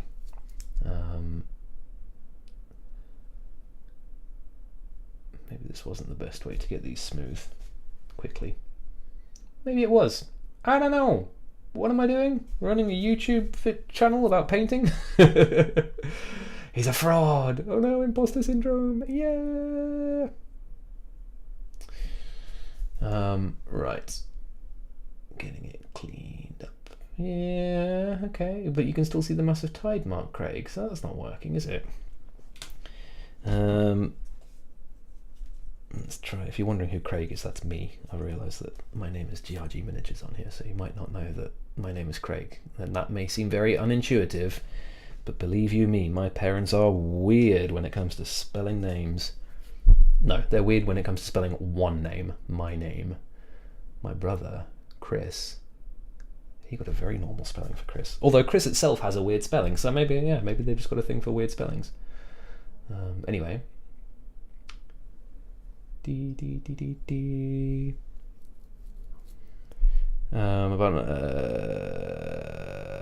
compared to other things like a manta, yeah, well, what's not cheap compared? Yeah, not cheap compared to a manta. Ribbing stuff people about none other stuff. Yeah, just share. Come on. We will mock you, but we'll do it with love, because why not? So many releases for armies to collect stuff like Avatar, New Reapers, I'll be picking up eventually. Eldritch Horrors, beyond our comprehension. What's this? Not even painting GW stuff at the moment. Lovecraft. Lovecraft curious. So I'd like to see that. I mean, I like the Lovecraft world. I don't know anything about the board game, but I think I saw some of the miniatures and I was like, ooh, that's pretty. So, what have I done? What am I doing and why? I need another brush. I feel like brush management is like also half the challenge with oil paints. Which is why I've currently got a brush in my mouth, which is maybe not the thing to do when I'm supposed to be talking to you guys, but I don't even know what I wanted it for, so go away, shoot. Get out of my life. It's going to be story time soon if I'm not careful, because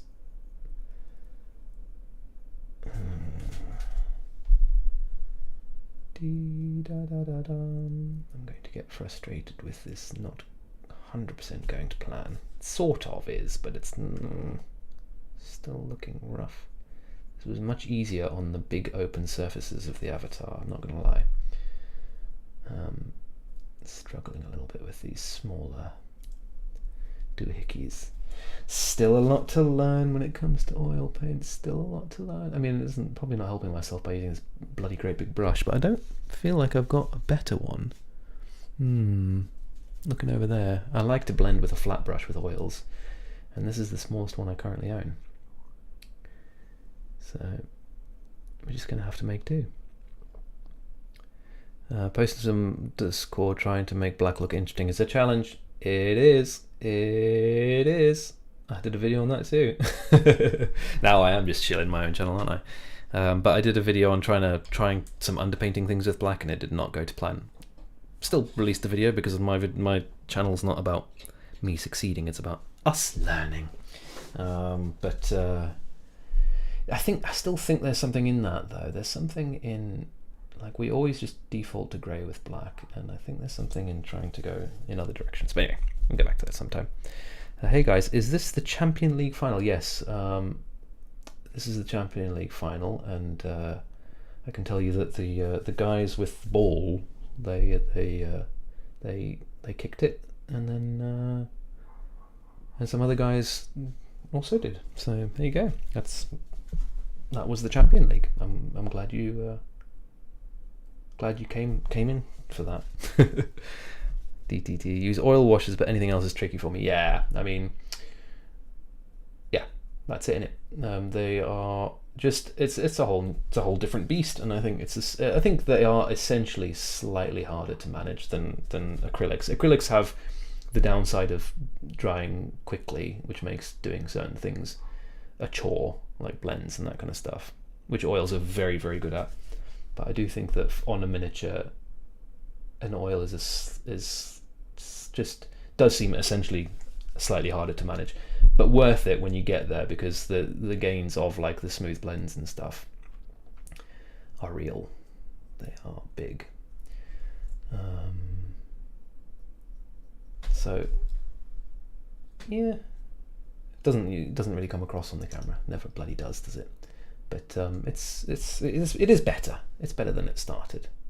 It looks a little, at least it looks a little more, even where it is rough, it looks a little more intentional now. So it's going to take a bloody month to dry though, because I put it on quite thick. It's logged in as it's orange. It's orange high pie. What is going on? I don't understand. It's orange. Do we have a regular called Orange? Orange? Do I know Orange? Oh no, I'm exposing myself. DTD, can't get some kind of amazing overlord role on your Discord server, please. Can I get... Oh! do you need an overlord role in my Discord server, sir? Is there people posting there? Is this where we post pics? Ah, there you go. Yup. Here. Or the... Oh, God. Or the... oh, no. What am I doing? Or the... Eldar Discord Webway weekend. Come to the Eldar hobby hangout Webway weekend so you can watch me type. Exciting times, folks. It's exciting times. Webway weekend channel. There we go. Okay, typed it. There you go. I've answered the person. And people are posting. Oh, I knew this would happen. This is what's happened. People are posting and oh god, whatever. It's fine. Post them wherever you like, and I'll find them. So people have posted on my Discord in the post your minis thing, which makes a lot of sense. You know, that's what it seems to be called. So why wouldn't you? Can you see the channel? Can people see the channel that's called Webway Temp? It's in a different place. I don't know how Discord works. Right, let's do this. Let's go to the screen share and let's have a look at some things that people have done. So here's some terrible non-elven things that look absolutely fabulous. Superb job on those. Wasn't this? This is Raging Again who was posting these, right? Is that not right? Yes, I thought so. Raging Again, yeah. Yeah. Stunning job on those, mate. Looking superb. We'll just pretend that they're elf skeletons, and then everything's all right, and then it fits with the theme, right? No, I don't want elf skeletons. I want succeeding elves. Finish these guys. Oh yes, yeah, making black look interesting. Yeah. I can get that. I see that. Lovely shading on that. All of the doohickey business with on the heads. Yeah, gorgeous. And this is the kind of thing that oils are really nice for. I painted some Ulthway with oils. That was another video that was kind of like, I didn't quite get there, but I think it was a good learning experience, so I thought, why not share? Here's some guys base coated and ready for action. A kit bashes. Oh, let's have a look. Let's have a proper look. I need a close-up of this. Oh, okay, so he's got like all of the, oh yeah, and it's gonna be shot. Yeah, nice. Yeah, I really want, as I've said, modelling is not my biggest part of the hobby. I kind of just want them to release all the Aspect Warriors, new versions of the Aspect Warriors right now. I want to see what GW does with them, but these, if I was a clever boy, I would do something like this, because those are looking great. The spiders. Avengers to Scorpions. Is that these guys? What am I looking? No, okay. Yeah. So Avengers and then Scorpions, right? Is that? Am I reading you right there? Those Scorpions look ace as well. What are their heads? Where are those heads from? And then Guardians to Spiders. That was up here, right? And then Avengers to Scorpions. Yep. And Reapers to Dragons and Banshees to Hawks. My God, it's madness. So this is a little picture. I want bigger pictures. If I open the original, is it any bigger? It's smaller. Or no, it's the same size. Control, zoom. No! What is this madness? Why does your camera take photos at such low resolution? But they look great. Sorry. I should, make the point of saying that these kit bashes are super duper kit bashes. And let's have a look at these ladies. I feel like they're getting smaller every time, so slowly but surely just fading into the distance now. Reset. But yeah, they look fantastic. And that's a really good idea. I've been thinking about kit bashing these, even though I say I don't like modelling. I still think about it sometimes. But I've been wondering what to do with legs. And yeah, the Banshees, that's such an obvious choice because they've got the kind of jumpy look. So you... Mr. Elditaquin? We're going to go with Elditaquin. You, my friend, are I say Mr., sorry, gendering unnecessarily there. Kit Bash Supreme. Oh, look at all these new people. Yay, hello, new people. Cast a wide net and put them everywhere. Yeah, just stick it anywhere, said the bishop to the actress. And ta-da! He's got an Autarch head. Love it. I love this helmet so much. I think it's so cool. That's the one I chose when I built my chappie. Is that? But that's from the thing. Nice. Little bit of cheeky additions there. Very cool. Flappy bit stuck on it. There you go. we Flappy bit. I think that's probably the best possible name we could have for it. All right. Boom. Oh, well, yeah, I mean, it's up to you, Science Pie. Like I've said to you before, we use whatever Discord is easiest for you and the peeps to use. So, yeah, just and for the purposes of this evening, really, just stick them in any old where on my Discord in the Post Your Mini section. Just don't post it anywhere on the Eldar Discord because that thing's a bloody huge. There's a million channels on there, so... I probably won't find it unless you post it to Webway Weekend on that particular Discord. But on my Discord, stick it anywhere, and we'll be all right. So I'm feeling a story coming on, guys. I'm not feeling the painting. I'm not feeling this oil business, which is a bit rubbish because they still should be relatively pliable tomorrow. If I go in, I've got plenty of time to work on them tomorrow. But because my lovely husband who brought the water is at work, bless him, poor thing. He's been called in for a little weekend work, so I'm going to be in the house alone, and you know what that means. No, not that. It means a lot of painting. That's what it means. So that'd be cool. And I can work out what the hell I'm doing with these oil paints. It is working. I'm being unnecessarily negative. It is doing the job I wanted it to do. It's just taking more finesse than I was hoping to get away with an easy, like, slap on some paint, blend it out with the brush, cheaty, hacky things. That's what I'm good at. But it's like, push it, paint a little bit there, which is like a slow Sunday morning kind of a job. I will do some more work on these as we go, but let's do a story time since we talked about doing that, and it's 9:43 in Great Britain, and that's well known for being a good time to do stories. So what should we do? We've got new Eldar Codex, and we've got very, very old Eldar Codex. Ooh. Should we learn about the Shining Spears? I wonder, should we do a little comparison? Oh, now we're getting thematic. Now we're getting, I don't know, like a thing. Now a thing is happening. I like letting oils dry and reactivating later with spirits. Yeah. It might be, maybe it's the right thing to do to leave them, as I did lay it on pretty thick. So where on earth in the old codex are the... there's a whole bloody great big story I could read you there. Where are the... Are they... They are in the old codex, right? The Shining Spears were a thing back in the day. Weren't they? Exarchs, Wraithguards, Shadow Seers, Guardians. I feel like I'm going in the wrong direction. Avatar, Aspect Warriors. See, they're an Aspect Warrior, but... Dire Avengers War Soon. Shining Spears. That's it? That can't be it, surely. This isn't the only entry, is it, for Shining Spears in this book? Shining Spears. The Shining Spears ride sleek jet bikes and carry the deadly laser lance.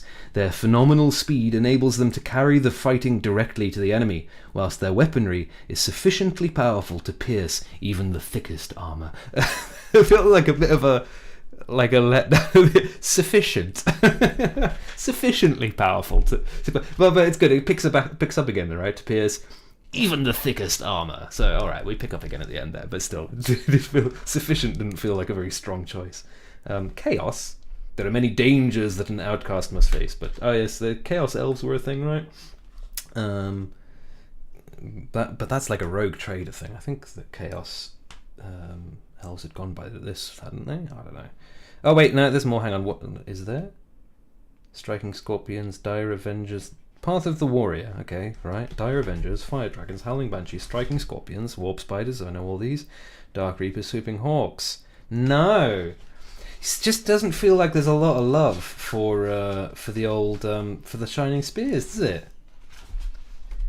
They are adequate. The Shining Spears. Adequate. I like the Shining Spears, I'll have you know. They were one of the only things in the 8th Ed Codex that was half playable. Shining Spear Bombs, right? And they've got beautiful new models. So what's that all about? Shuriken Catapults, Distort, Dark Reapers, jump things. Look at that. Loads of stuff. Army lists. No. I think that's it. That's it. That's your lot. Shining Spears. Shining Spears are adequate according to 2nd edition Codex. What do we should we have a look before I pack that away, because it looks like people might be talking about it. Hi Science Pie. Hi Noah Johnson. Dark Reaper's legs remind me of those bad fashion style that I once. Is it? I mean, is that you're talking about the? It was big in the 90s when I was a kid, like a lot of the skaters. I mean, they're more like flares, but like a lot of the skater kids and the moshers, we called them. I was a mosher. People who listen to rock music, they used to wear those like really super baggy jeans, like the guys that were listening to like Linkin Park and what's that? Cut my life into pieces. This is my last resort. That band. All the people who listened. I was listening to like Tool and stuff that was actually cool, you know. But those people were wearing like jeans that were like. So anyway, yes, they look a little bit like that to me. Is that what you were referring to? I don't know. Showing photos on the phone is annoying. Yes, I'm old now. It is annoying. Discord. Any phone app is a pain in the backside. Yeah. Noah Johnson. That's where eventually. Yeah, okay, so that's you, Noah. Okay, yeah, they are super duper conversions. I'm feeling inspired. Everyone's work makes doing this whole thing worthwhile. Oh yes. Oils dry, shiny. Old UW art is the best. Yep. Louis' girlfriend watching. Yeah, adequate. Yes. Mark Gibbons' work was on fire. Which one's Mark Gibbons? I'm trying to remember. Should we do a little flick through? Say when I get to Mark Gibbons. That's obviously a doohickey. Is this Mark Gibbons down here? Is he the one who does the super smooth stuff? Like that's a Mark Gibbons as well, maybe. I know there's what's his bloody name? Blanche, John Blanche. Plenty of him in here. He's got a real take and a half on the Elves, doesn't he? He blanchifies everything. So yeah, Mark Gibbons. Yeah, he is the one that does the MG. Yeah. His stuff is super cool. There's even some relatively rare, I think. The guy that basically invented the Elves, the Eldar, Jez Goodwin. There's some Jez Goodwin in here as well. That's a Jez Goodwin, I believe. That one there, if I remember correctly. But yeah, super stuff. You know, and some of the like, you know, I'm not like the new art. It's very different to the old art, but there's a lot of it. Actually, most of it is superb. It's just different. But there's like that new art on the Chaos Codex looks absolutely mwah. God, that's gorgeous. That's like 21st century grimdark. Yes, that's the direction it should be heading in. So whoever's doing those is hitting all the buttons for me. The avatar pick, yeah. So I don't think there's any Mark Gibbons in here. I like this as well. This is cool. That's on all the codexes, right? Let's see if we get a little bit more love for the Shining Spears in the new codex. It's cool. Look at that. Yeah. I mean, it's not grimdark. I think that's what bothers people. Let's use that in the thing. D. Right. How does this codex work again? I'm going the wrong way. Oh no. Hang on. The things with the descriptions are somewhere over here. Is that right? Yeah. And then the rules are at the back. That's how codexes work, Craig. Well done. Crimson Hunter. I don't like a lot of the washed out digital art, right? You want to see detail on these cool Force Custodes stuff is very disappointing. Okay, I don't know the Custodes thing. Striking Scorpions, where are they? Shining Spears, there you go. That's a bit better. In fact, they get more than the Banshees, which is kind of weird. Although the Banshees get a little Chrome Goddess knockout there. So let's have a look at that art. See, I mean, that's cool, right? I know what you mean art being washed out, but I'm trying to get it so you guys can see, and now I can't see anything. But I mean, it's mostly cool because they're killing a bunch of monkeys. Yeah, dead monkeys. That's what this is all about. Let's read about the Shining Spears, shall we? The Shining Spears possess a bright and clear virtue that marks each one of their number out as a warrior champion of their race. Eldari mythology is replete with examples of noble heroes at one with their steeds, and in the Shining Spears the glories of legend are made manifest. The anti-gravitic motors of Shining Spear's sleek, gleaming jet bikes allow them to skim over even the roughest terrain at breakneck pace. Take that one again. Such is their focus that the Shining Spears can weave through dense jungles and crumbling architecture without slowing, dodging around obstacles that would cause spectacular collisions and explosive endings for riders of lesser skill. Oh yes, this is what we like. The superb elves. Shining Spears are so in tune with their jet bikes that they can execute complex aerial maneuvers with only subtle movements of their hands upon their control consoles. They instinctively know the absolute limits of their mounts, confidently throwing them into vertical climbs and dazzling corkscrew spins that even the most gifted pilots of other races cannot hope to match. Such skills are honed through the countless years spent with their aspect shrines, vast structures that would take days to traverse on foot. It is said that while preparing themselves in these facilities, the Shining Spears never leave the saddle, even when engaged in meditation. And I'm sorry. God, never leave the saddle?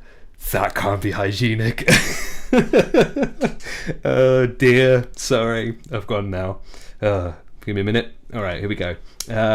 Even when engaged in meditation. That's what I call it. All right. And that they can feel the flow of the land beneath them through the slightest variation in the hum of their jet bikes, steering confidently even with their eyes shut tight. In battle, this ability allows them to swerve and jink with preternatural ease, making it all but impossible for enemy gunners to draw a bead upon them. Is that what you say? Draw a bead? I've never heard that before. The rune used by the Shining Spears is a triangular warrior sigil graced with a lightning bolt lancing from each of its sides. It promises a quick, painful, and inescapable death to the enemies of the Assyriani, something these aspect warriors are eager to deliver. In battle, the Shining Spears fight as the Spear of Kyla Mencha Kane, which struck the like lightning and killed with a single ruinous blow. The warriors of this aspect are famous for their sheer daring and persistence of their attacks. After delivering a flurry of shots and blows with their formidable laser lances, they will disengage and circle back towards their foe, barely slowing in the process before charging again. The energy blasts their fearsome weapons unleash whittle through the foe's front ranks, leaving the way clear for them to slam into the troops beyond with devastating, piercing impact. Bum bum bum. They've gone from adequate to acceptable. Oh yes, they have. Alright, so Raging again was tempted to get some Eldar. Now the models have got some life. Yes. Yeah, I mean, there must be so many Autark kits being sold just for the Warp Spider packs, or you just go to one of the parts sellers, right? But yeah, Eldars always had a special place in my heart. I think the first one I painted was the metal one from Marauder, or the 6mm epic ones. Yep, I painted some of them. They were ace. Sorry, but the thought of these Shining Spears never leaving their saddles has tickled me something rotten. I do quite like that. The daftness of that. I can't imagine that's good for you. You've got to get off. Go for a pee. You know, come on. Let's be real. I'm sure there's some kind of special magical Eldari technology that takes care of all that business for them. Let's just say that much. Right. Before I start blending oils again. Beep beep beep beep beep beep beep. Close. Webway weekend. Yes, there's some more things, so let's have a look at those more things. Schwump. Local furry. Got just your local one, you know. Got some Wraithguard done with Eldrad in the background, because believe it or not, I'm the guy who bought him from the reload section in the Outpost just for the discount. I don't know if I know what that means, but I'm very proud of you for buying it. Nice, yes. All right. They need a lick of paint, but they are looking good. Love it. Green Cloak's going to shift onto trying out the white ink now. Good luck. So, well, this is way too late, but yeah, you'll find white ink is quite different to any other kind of ink. It's very opaque, and it's, you know, it's like white paint. You know, titanium white. They can't get the grains small enough, it seems, from the pigment. So, but yeah, cool. Nice. Looking good, looking green. Let's have a jump over to this Discord. And okay, we got some stuff in the Webway now. Oh, this is okay, non-elfy, but still pretty damn cool. What's the scale on this? Because that's Cthulhu, right? So I'm assuming that this is not 32mm scale. But yeah, that's awesome. Nice. Very cool. There you go, a little bit closer. That doesn't save me zooming, thank you. Awesome. So he's like an orc with tentacles on his face and wings, so not like an orc at all, Craig. It's gorgeous, though. We've got this problem with people having different names on different platforms, so I'm sorry if I'm talking like you're not there, but yeah. This is awesome. With oh yeah, nice. That's a conversion, right? That's not. Is that I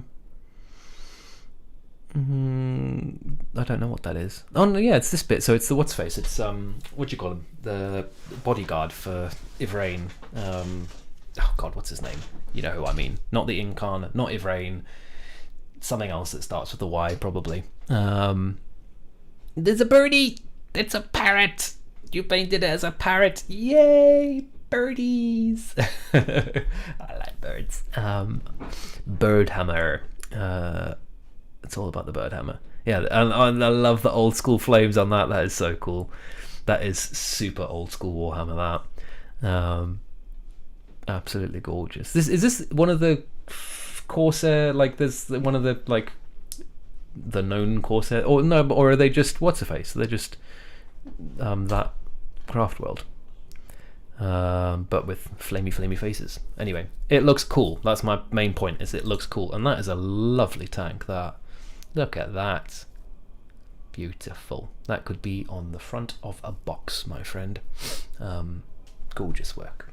Well, except, you know, the heavy metal team wouldn't be allowed to paint out the screens like that, but yeah. Stunning. You talented people. Goodness me. This is just more people entering here, right? No one's posting pictures here. No, good. Okay. Swamp. Back to here. Back to there. Back to everywhere. Coco. Yes. Incarn. That's the word I was looking for. Thank you very much, Spook Rosa. 50 millimeters top to bottom on that guy, so 5 centimeters. So yeah, so he's a little baby Cthulhu, bless him. Oh, I'm not doing the thing, am I? No, I'm not doing the thing. Okay. You're looking at my desk. Yes, you are definitely looking at my desk. I'm getting distracted because there's lag. Anyway, gave up on the white ink. Keeps rubbing off. Rubbing off. Inks take a lot. I said they dry quicker. That was not what I misspoke. They can leave puddle lines if you try and brush them over large areas, you know, like watermarks, because the edges dry quite quickly, but the ink itself can take a while to dry. There are some people that speak about inks taking a very long time to dry when they use them through the airbrush. I don't know what's going on there. I've never had that problem. But yeah, rubbing off. What's going on there? I wonder. Vizark, there you go. Vizark. It's not a Y at all. Incarn is the big guy, obviously. Sorry. Yeah. But yes, the Vizark. It was a Vizark body, wasn't it? Whoever did that, whoever you are, because I don't think you've got the same name in here. 32 millimeter, I believe, for a board game. So is 32 mil? So he's a tiny. That would be strange. Is he a tiny little guy? I don't understand. The bead being the small dot on a revolver. There you go. The small dot on a revolver's like the, what's that, like on the sight? I don't know. I don't know anything about guns. I just I just paint soldiers. Yeah, the banners looked great on those guys as well. Corsairs are bowhead gun dealer, and I love them. Yes. Okay, there we go. Post your minis to anywhere but the right place. Just stick it anywhere. Honestly, at this stage, we'll try and work it out so it's clean and easy and functional for the next time. The Prince Ariel, that's the one I was looking for. Yeah, he looks fantabuloso. But the body, it was from the Vizark, right? We're not making that up. She was, but she went to bed. Okay, had to prepare some camera. Nice. It does look like a Slanesh demon, doesn't it? It does look like a Slanesh demon. Oh, don't do that to us, GW. Come on. I mean, I just tell myself that it looks like that because that's how the GW team. Also, no, it definitely makes sense because Slanesh looks the way Slanesh looks because of the Eldar. That's the way round that it goes, right? Because Slanesh is a manifestation of Eldari, you know, shenanigans. So the reason Slanesh looks like that is because of the Eldar. So it would make sense if their other gods had similar traits. You with me? I think that makes more sense. Yeah, Incarn's nothing to do with Slanesh.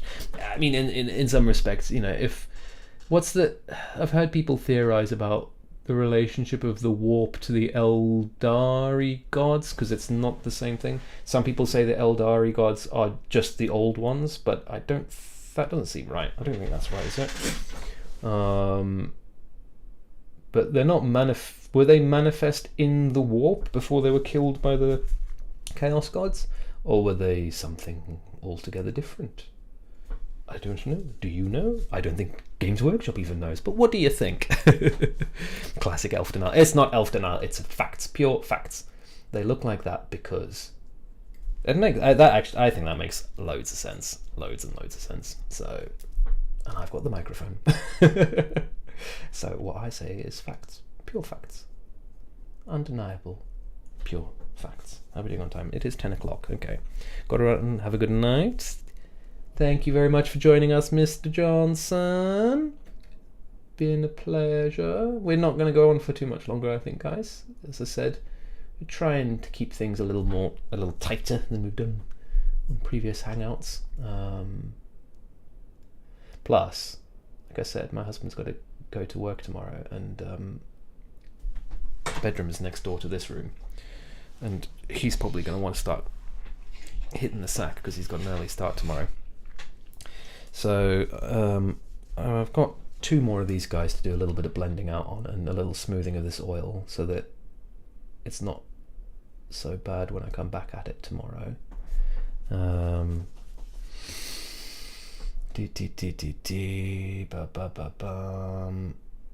So we'll start there and we'll see how that goes, and then we'll decide where we're up to. Boom, boom, boom, boom, boom. Never leave their saddles. Think it through, guys. Think it through. Never leave their saddles. Makes no sense. I don't think they thought it was a good idea. I think that there was a little bit of an oopsie. And, that happens. A little bit of these kinds of oopsies happen. Anyway, I could do the Eldar apologetics all night long because I have spent far too much of my brain capacity pondering these sorts of things. And obviously it's not good to birth the Chaos God. Right? That's fine. We know that. We can accept that. We can say, yes, Slaanesh, when we're in the non-chaos frame of mind, obviously. When I'm playing chaos, then it's great that there are more chaos gods. But so yeah, we can agree with that. But there's some details to note. For example, the Craftworld Eldar are literally by definition not the ones responsible for birthing the god, right? Because they're the ones that left on Craftworlds before Slaanesh was born, having tried to warn their friends that their other elven friends that something was going to go horribly wrong. So Craftworld Eldar not responsible for Slaanesh, just a fact. And I think it doesn't speak well to your powers of logic if you're just going to blame everyone from the species for the acts of not all of them. So point number 1, that. Number 2, the other major thread of Eldar apologetics is as if the Imperium of Man is not now infinitely worse, feeding constantly the Chaos Gods, giving them half an army of genetic super soldiers. And the Emperor, I don't trust that guy. I don't trust that guy one bit. It's literally in one of the books that he made the way that he got the genes and all that stuff stable for his experiments is by making deals with the devils. And the reason that now, of course, people argue that but the reason the demon says that, it's in First Heretic, I think is that book. The reason the demon says that is because the demon is trying to trick the word bearers we're getting deep, aren't we? I didn't know I knew this much about the law. It's because he's trying to trick the word bearers into becoming. I believe the demon. I 100% believe the demon. I can definitely see the Emperor piece of thing that he is. I can definitely see the Emperor making a deal with the devil and then trying to back out of it, and that's why they threw the Primarchs, because they were like, no, we had a deal. I don't know what the deal was exactly. I can't remember, but they helped the demons helped him make the Primarchs. The chaos powers helped him make the Primarchs, and then when he rescinded on his bit of the deal, that's when they threw them into across the universe. So you want to talk about races that have a bad history with chaos. I think the humans are not blameless. We'll say that much. Yeah, we're not going to get into real life politics. Believe you me, we don't do that here. Oh no, but we can certainly talk about 40k. Law. Let's not even call it politics. Yeah, all good. And yes, Inyad indeed. Didn't they make ink on Inyad after Slaanesh? Well, I think that one's a bit ambiguous. Well, not even ambiguous.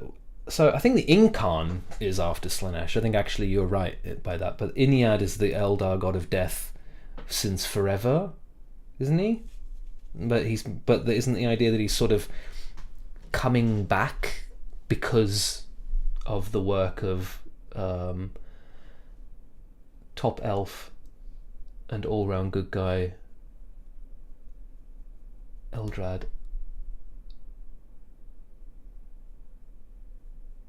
Papa? Sorry, getting distracted by the mess that's going on here, but we can fix that later, that's fine.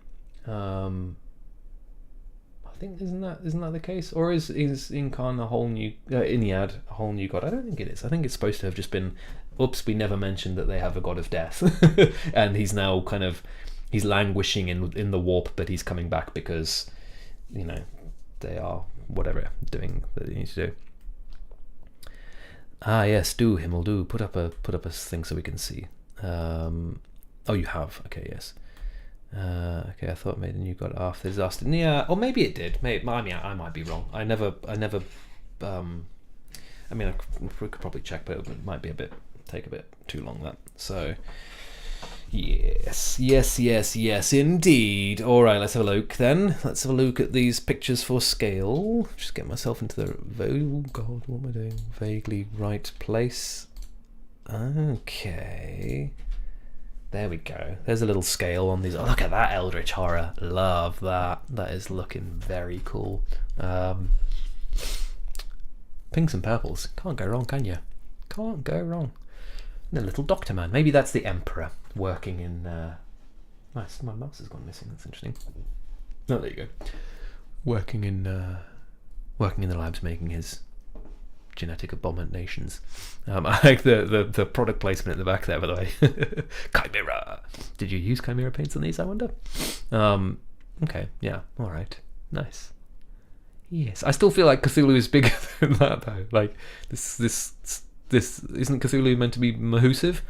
I mean, obviously you couldn't make a miniature like that for a board game, but or is this like some kind of mini Cthulhu thing that I don't know about?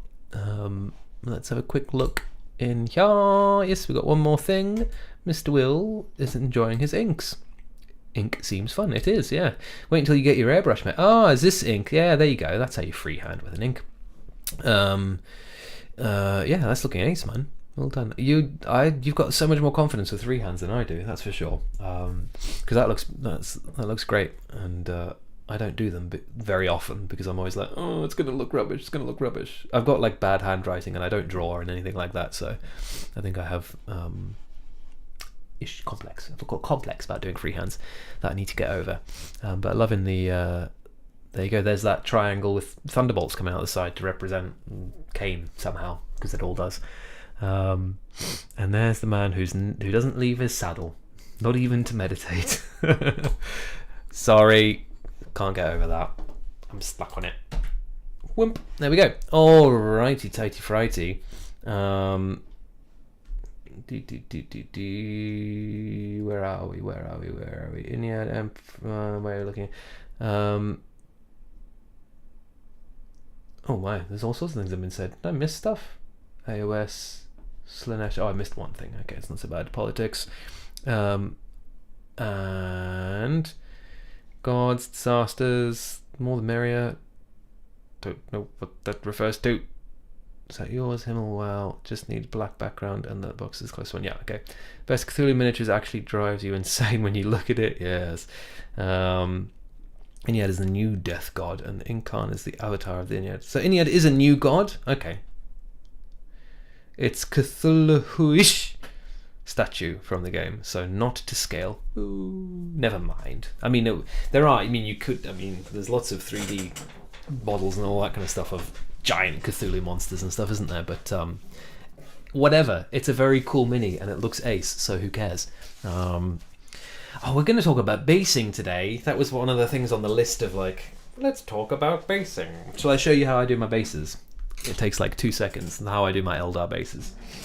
It's like the cheapest, easiest way you can do it, before or after, depending on whether you like to paint your bases or whether you don't mind it being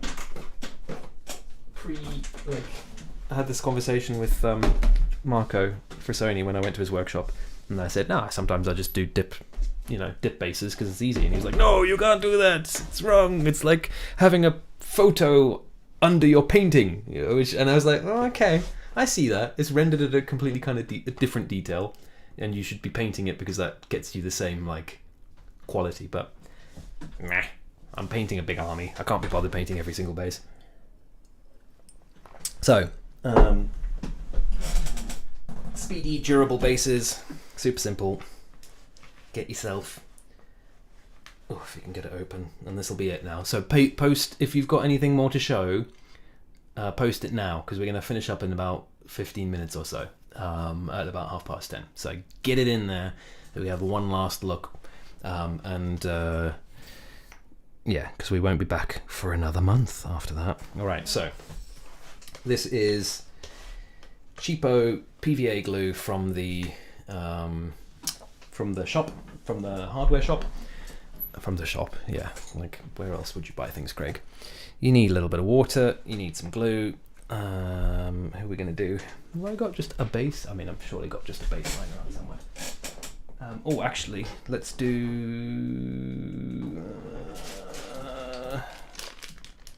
yeah, got it. Let's do one of these. I was going to do one of my what's-her-face guys, but I won't because it'll annoy me tomorrow when I'm working on it if I do it now.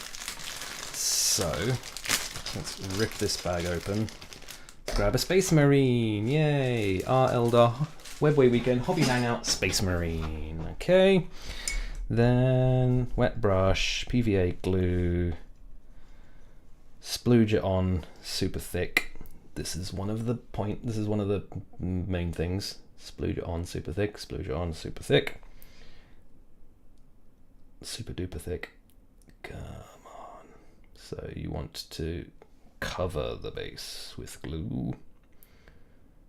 I might not have even got enough, so you can. It's why you buy the big giant thing of glue, because you need to use it not sparingly. You need to be quite thorough.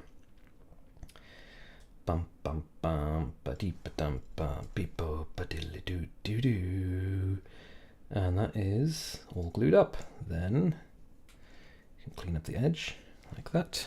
Nice and easy. Oops, that's not gonna. Is he not? There you go. He is base stable. We like it when they're base stable.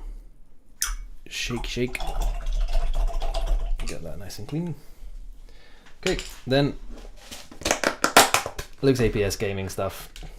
People know about this already, right? Go to Geek Gaming, buy some of this stuff. It's a bit expensive, but if you're doing a whole army or if you're commission painting or whatever, this is an absolute godsend. Put them in, move them around, give them a tap. Yeah, that looks good. Then this is the tricks. This is the bit that makes watching this worthwhile if you don't know this already, because I think everything up to here has been pretty obvious and fairly standard. But where is it? There it is. This is the magic sauce, isopropyl alcohol. You should generally have this stuff on hand if you don't already, for mini stuff, because you can use this to strip minis and you can use it to thin inks through your airbrush. Ooh, cheeky cheeky. Or paints generally to make them go on smoother.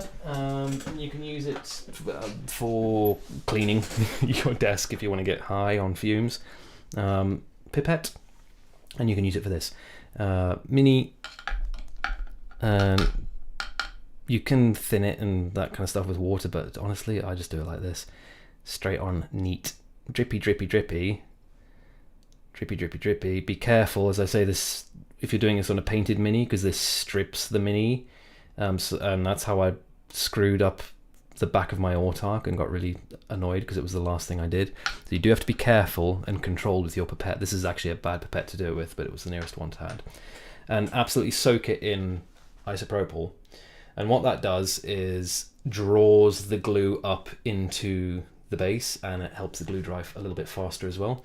So just the glue would work, but by using the isopropyl alcohol, because it draws the glue up into the material a little bit more, that's when you get a super solid base. If you were going to paint over it, actually the thing to do is to put the glue, dip it, leave it to basically dry like that, and then cover it in IPA, and then use a really watered down PVA glue to go over the top again. And then you get basically like a plastic coat effectively over your basing material, and that makes it like insanely durable. That's like poke it with a stick durable. But this, for quick basing, that's what I do for basically all my minis. And yeah, so it's really easy and super functional, and that will dry, as solid as you need it. Let's have a look quickly. Someone who's had that done to them. Where are you? Where is he? Where's my Opaque gone? There he is, right in the back. Typical. Oof. So yeah, that's exactly how I did this guy. I mean, I stuck a tuft on there as well, but that's exactly how I did this guy. And yeah, it's like all these little rocks and stuff ain't going anywhere. That is nicely solid, right? So yeah, that's one way of doing bases. But IPA mistake. And I'm not talking about the tasty beers. I'm talking about isopropyl alcohol. All right, Opaque says that's one way of doing bases. Maybe we'll talk more about bases at another time. But yes, as Science Pie is saying, that is the last call for submissions to the Discord.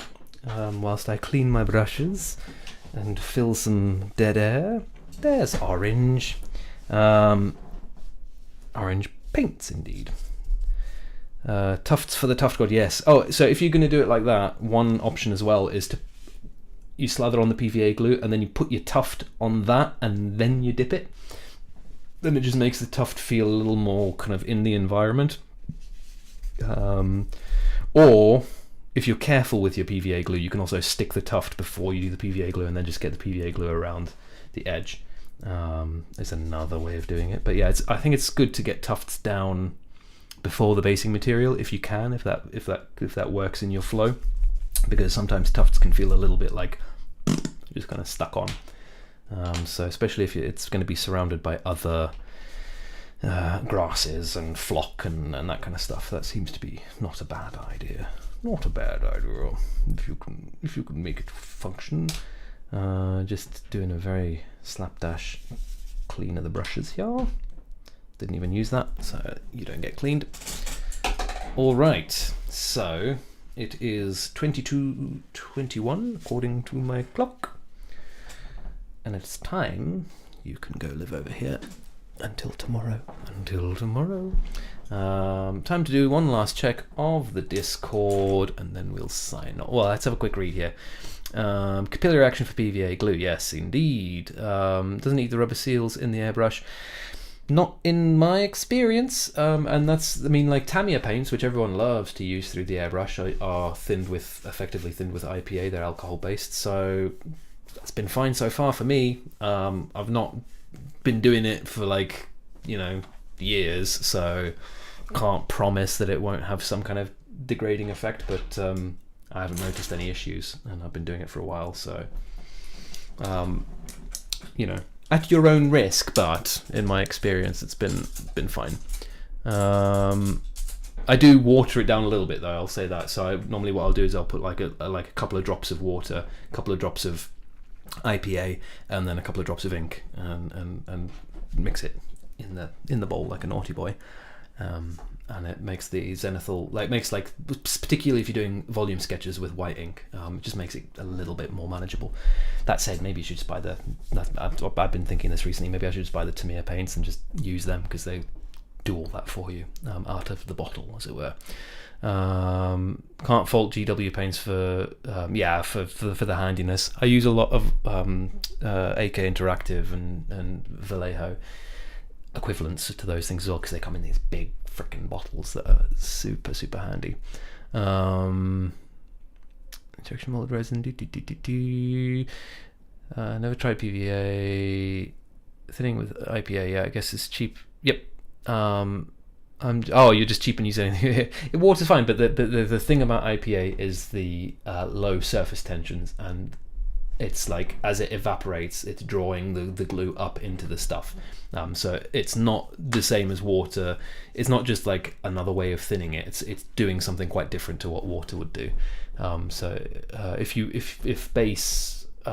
need your bases to be really solid, that's a good way of doing it. Tad expensive, yeah. AK Interactive, there you go.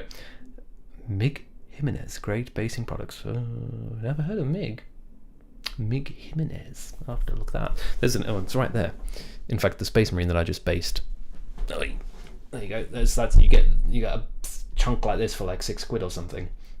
So yeah, I like the AK interactive ones because that's bloody huge. More than an army with that. Okay. DDD, rip the cape. I know, it was so annoying when I did that. Never mind.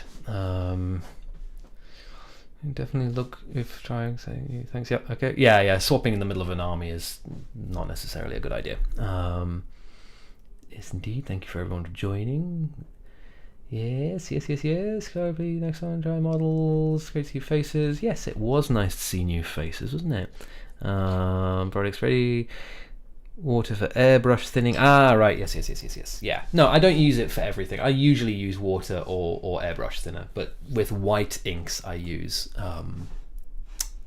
alcohol, or like I'll put in a little bit of alcohol just because it gets it. The I think what it's doing is because of the lower surface tension, the particles that are coming out are smaller. I'm assuming that's what's going on, but I'm not a scientist. Right, let's have a last look. I do this every time. Apotheos, I know who you are in YouTube, and I can't bloody remember again. Who are you?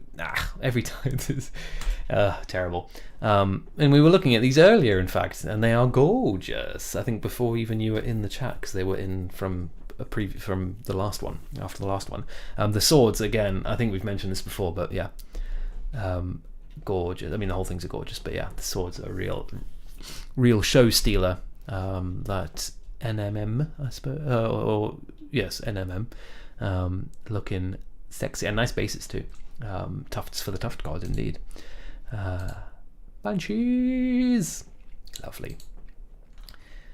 Yes, Will. Yes. Look at them, lovely, old school as well, which is always nice to see. With the kind of, I always think this looks more like a nose somehow. For some reason, I don't know why I feel that way, but yeah, lovely, nice bit of shade, recessed shading on those on the white armor as well. Love it. Where are we? We are currently in the Eldar one, so let's pop over to GRG miniatures. Hey, the rider's not glued on, but yeah, nice. He's looking good. He's just covered in wee. What did you call it? A wee dangly thing, or a wee whatever. Yeah, love it. That's looking ace, man. Get it finished and get it painted. It must be glued on, or he may be tempted to leave his saddle. And as we well know, they cannot leave their saddles, not even to meditate. And that's lots of new people, so cool. Lovely. All right, guys. Well, more stuff's coming in. Ooh, he's sliding it in under the door there. Okay, yeah. So this is okay. Yeah, came directly from this. Yeah, love it. That's so cool. That is super old school. Look at the weird proportions on that. Oh my lord. It's awesome. And this one as well. What are they called? I can't read on there. The something black riders. The Xi'an black riders. Is that an X? Such a weird, like, you'd never see that on an Eldar thing now. That kind of like marking. Looks awesome though. Old hammer, yes. Hey, so did I just see that here? It's not. Is it just straight up Yanden? No, there you go. Iriel's Eldritch Raiders. Is that what? That's what we're going for, I guess. Right. Anyway, looks awesome, and that's the Yanden there. But yeah, love it to bits and pieces. Okay, right. I think that's your lot. Let's just double check no one snuck anything in there. No, cool. Okay, cool. Well, it has been an. Oh, I've done the thing. I did it. It was going to happen at some point, wasn't it? There we go. In fact, let's do this since there we go.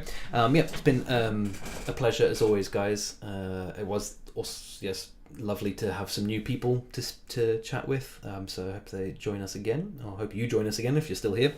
And congrats on successful login. Yeah. Right. Yeah. So you're the yes. Okay. Yeah. Now I get it. It's all making sense. We will be doing this again. We aim for the last Saturday of every month. but that might change depending on, well, basically my schedule. Let's be real. And I don't think I've got anything for the end of next month, but who knows? Well, there might be a big thing, but we'll get to that when we get to it. So yeah, awesome times. Happy. I'll see you next time. Post more stuff to our Eldar, post more stuff to any Discord you like, who cares? Get your minis out there, get them painted, get them looking beautiful, and have good times and a happy life. And I'm looking for the sign out thing. There you go. Right, see you in a bit.